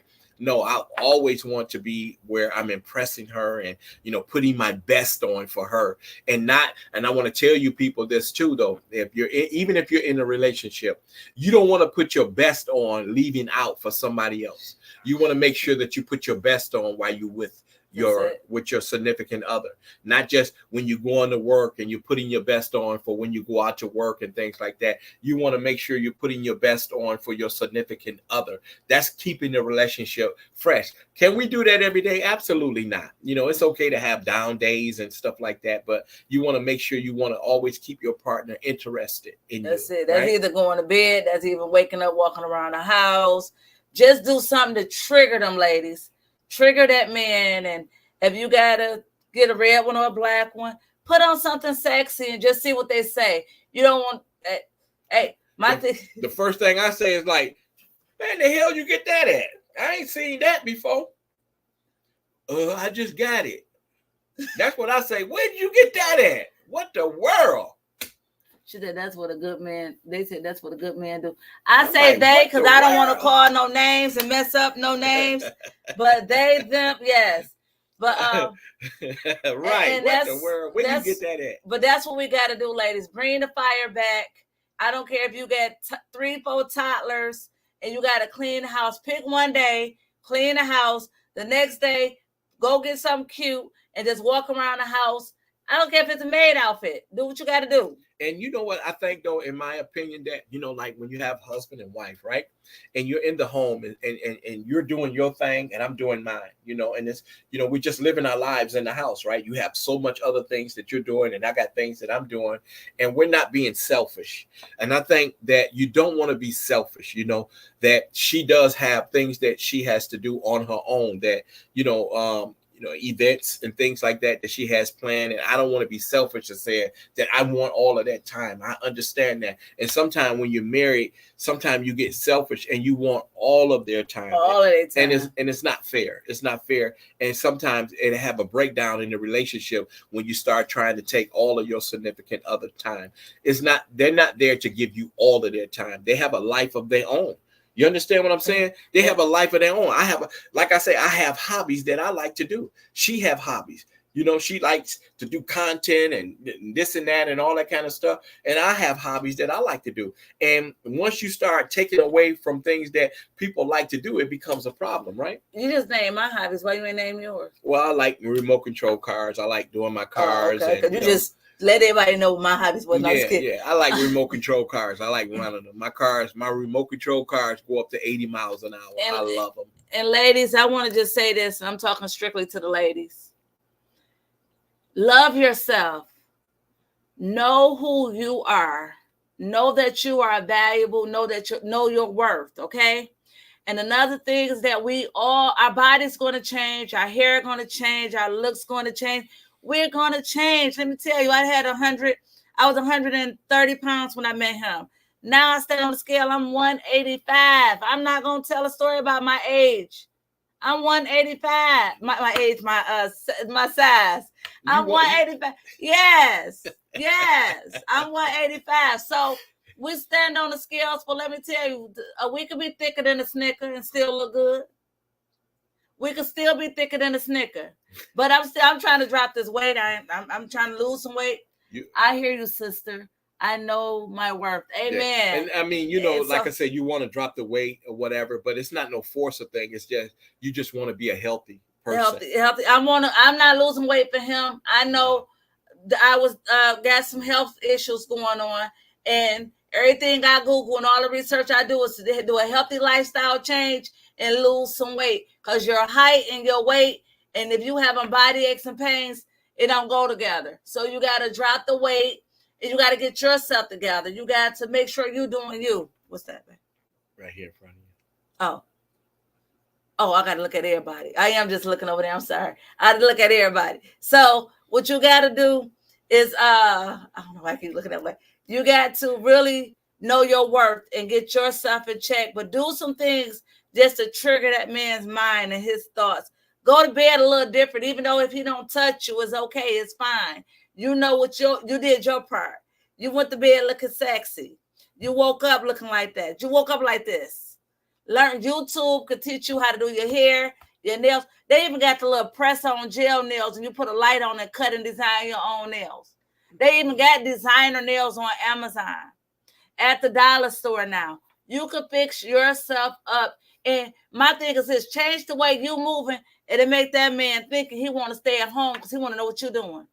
Yeah, but you got to hold his attention, ladies. But when you do something, right, that when you said that, like when you want to lose weight, you don't want to lose weight for me. You want to lose it for yourself. For myself. I need to get healthy. Right. You need to get healthy. And a lot of times what happened is that, women want to lose weight for their husband, and they feel forced to lose weight. And, which is a good thing because we all want to be healthy. But sometimes, they're losing weight for their husband, or the husband is losing weight for their significant other. You have to make sure that you're doing it for you in your alignment and in your timing, because you want them, regardless whether I got this big or not, that you want them to love you for who you are, in spite of that. But that you want to be healthy and you're doing this for you, not for them. And that's why the thing about it is, that's why, I'll say marriages last, because when, like you said, that you want to lose weight, you're doing it for you. I love you regardless. But of course, I want you to be healthy, but you want to be healthy and things like that. And you want to find yourself back in some. See, I want that swimsuit body. I got to get back there. Yeah. That swimsuit body no, but it's all about getting healthy and loving you and bringing the spice back in the bedroom. It's not always up to the men. It's up to the ladies. Men can do their part, but women, we got to do a little things different and move different and work a little harder than a man do, because we're the women. We're the wives. We're the women. And yes, women, we work hard as mothers, as women, as wives, as bosses, as, that diamond, that, and that's who we are. And that's what we got to get back. Yeah. Okay. All right. So listen, guys, we thank all of you guys for being here. We appreciate each and every one of you guys for coming in, sharing your perspectives on surviving marriage. And we appreciate all the comments and I got a lot of messages and things like that. So we just want to make sure that, you know. Let me read these, babe. I'm sorry. Okay. Sometimes a man wants someone who will listen as he pours out his heart without her opinion. That's true. She must be his safe place. That's true. And safe hearts, not a war. That is true. And it's all about that. I'm reading from Facebook, guys. LOL, leave the mini skirts alone. It will bring problems. You're right. You're right. You're right. Okay, I'll leave them alone. Good advice. Good advice. Thank you so much. I've been married for 46 years. I watch the people in my circle all the time. I have a wonderful husband. Try not to tell them my business at all. That's true. And that's how we stay friends. Now, we got that from someone that's been married 46 years. She said, don't tell them your business if you want to remain friends with them people. Thank you, Miss Sylvia, for that. So true. So true. Amen. Good teaching. That is a powerful message. A powerful message. Amen. And amen. Okay, so Facebook, we're ending the live. We've been on here for 2 hours and 33 minutes. So we are going to have a part 2. I just don't know. He said we're going to do the marriage shows every 2 weeks. So I'm going to end this one over here.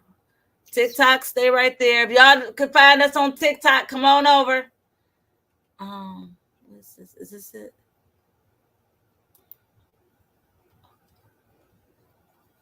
Yes, so thank all of you guys, Facebook, for, you know, participating in.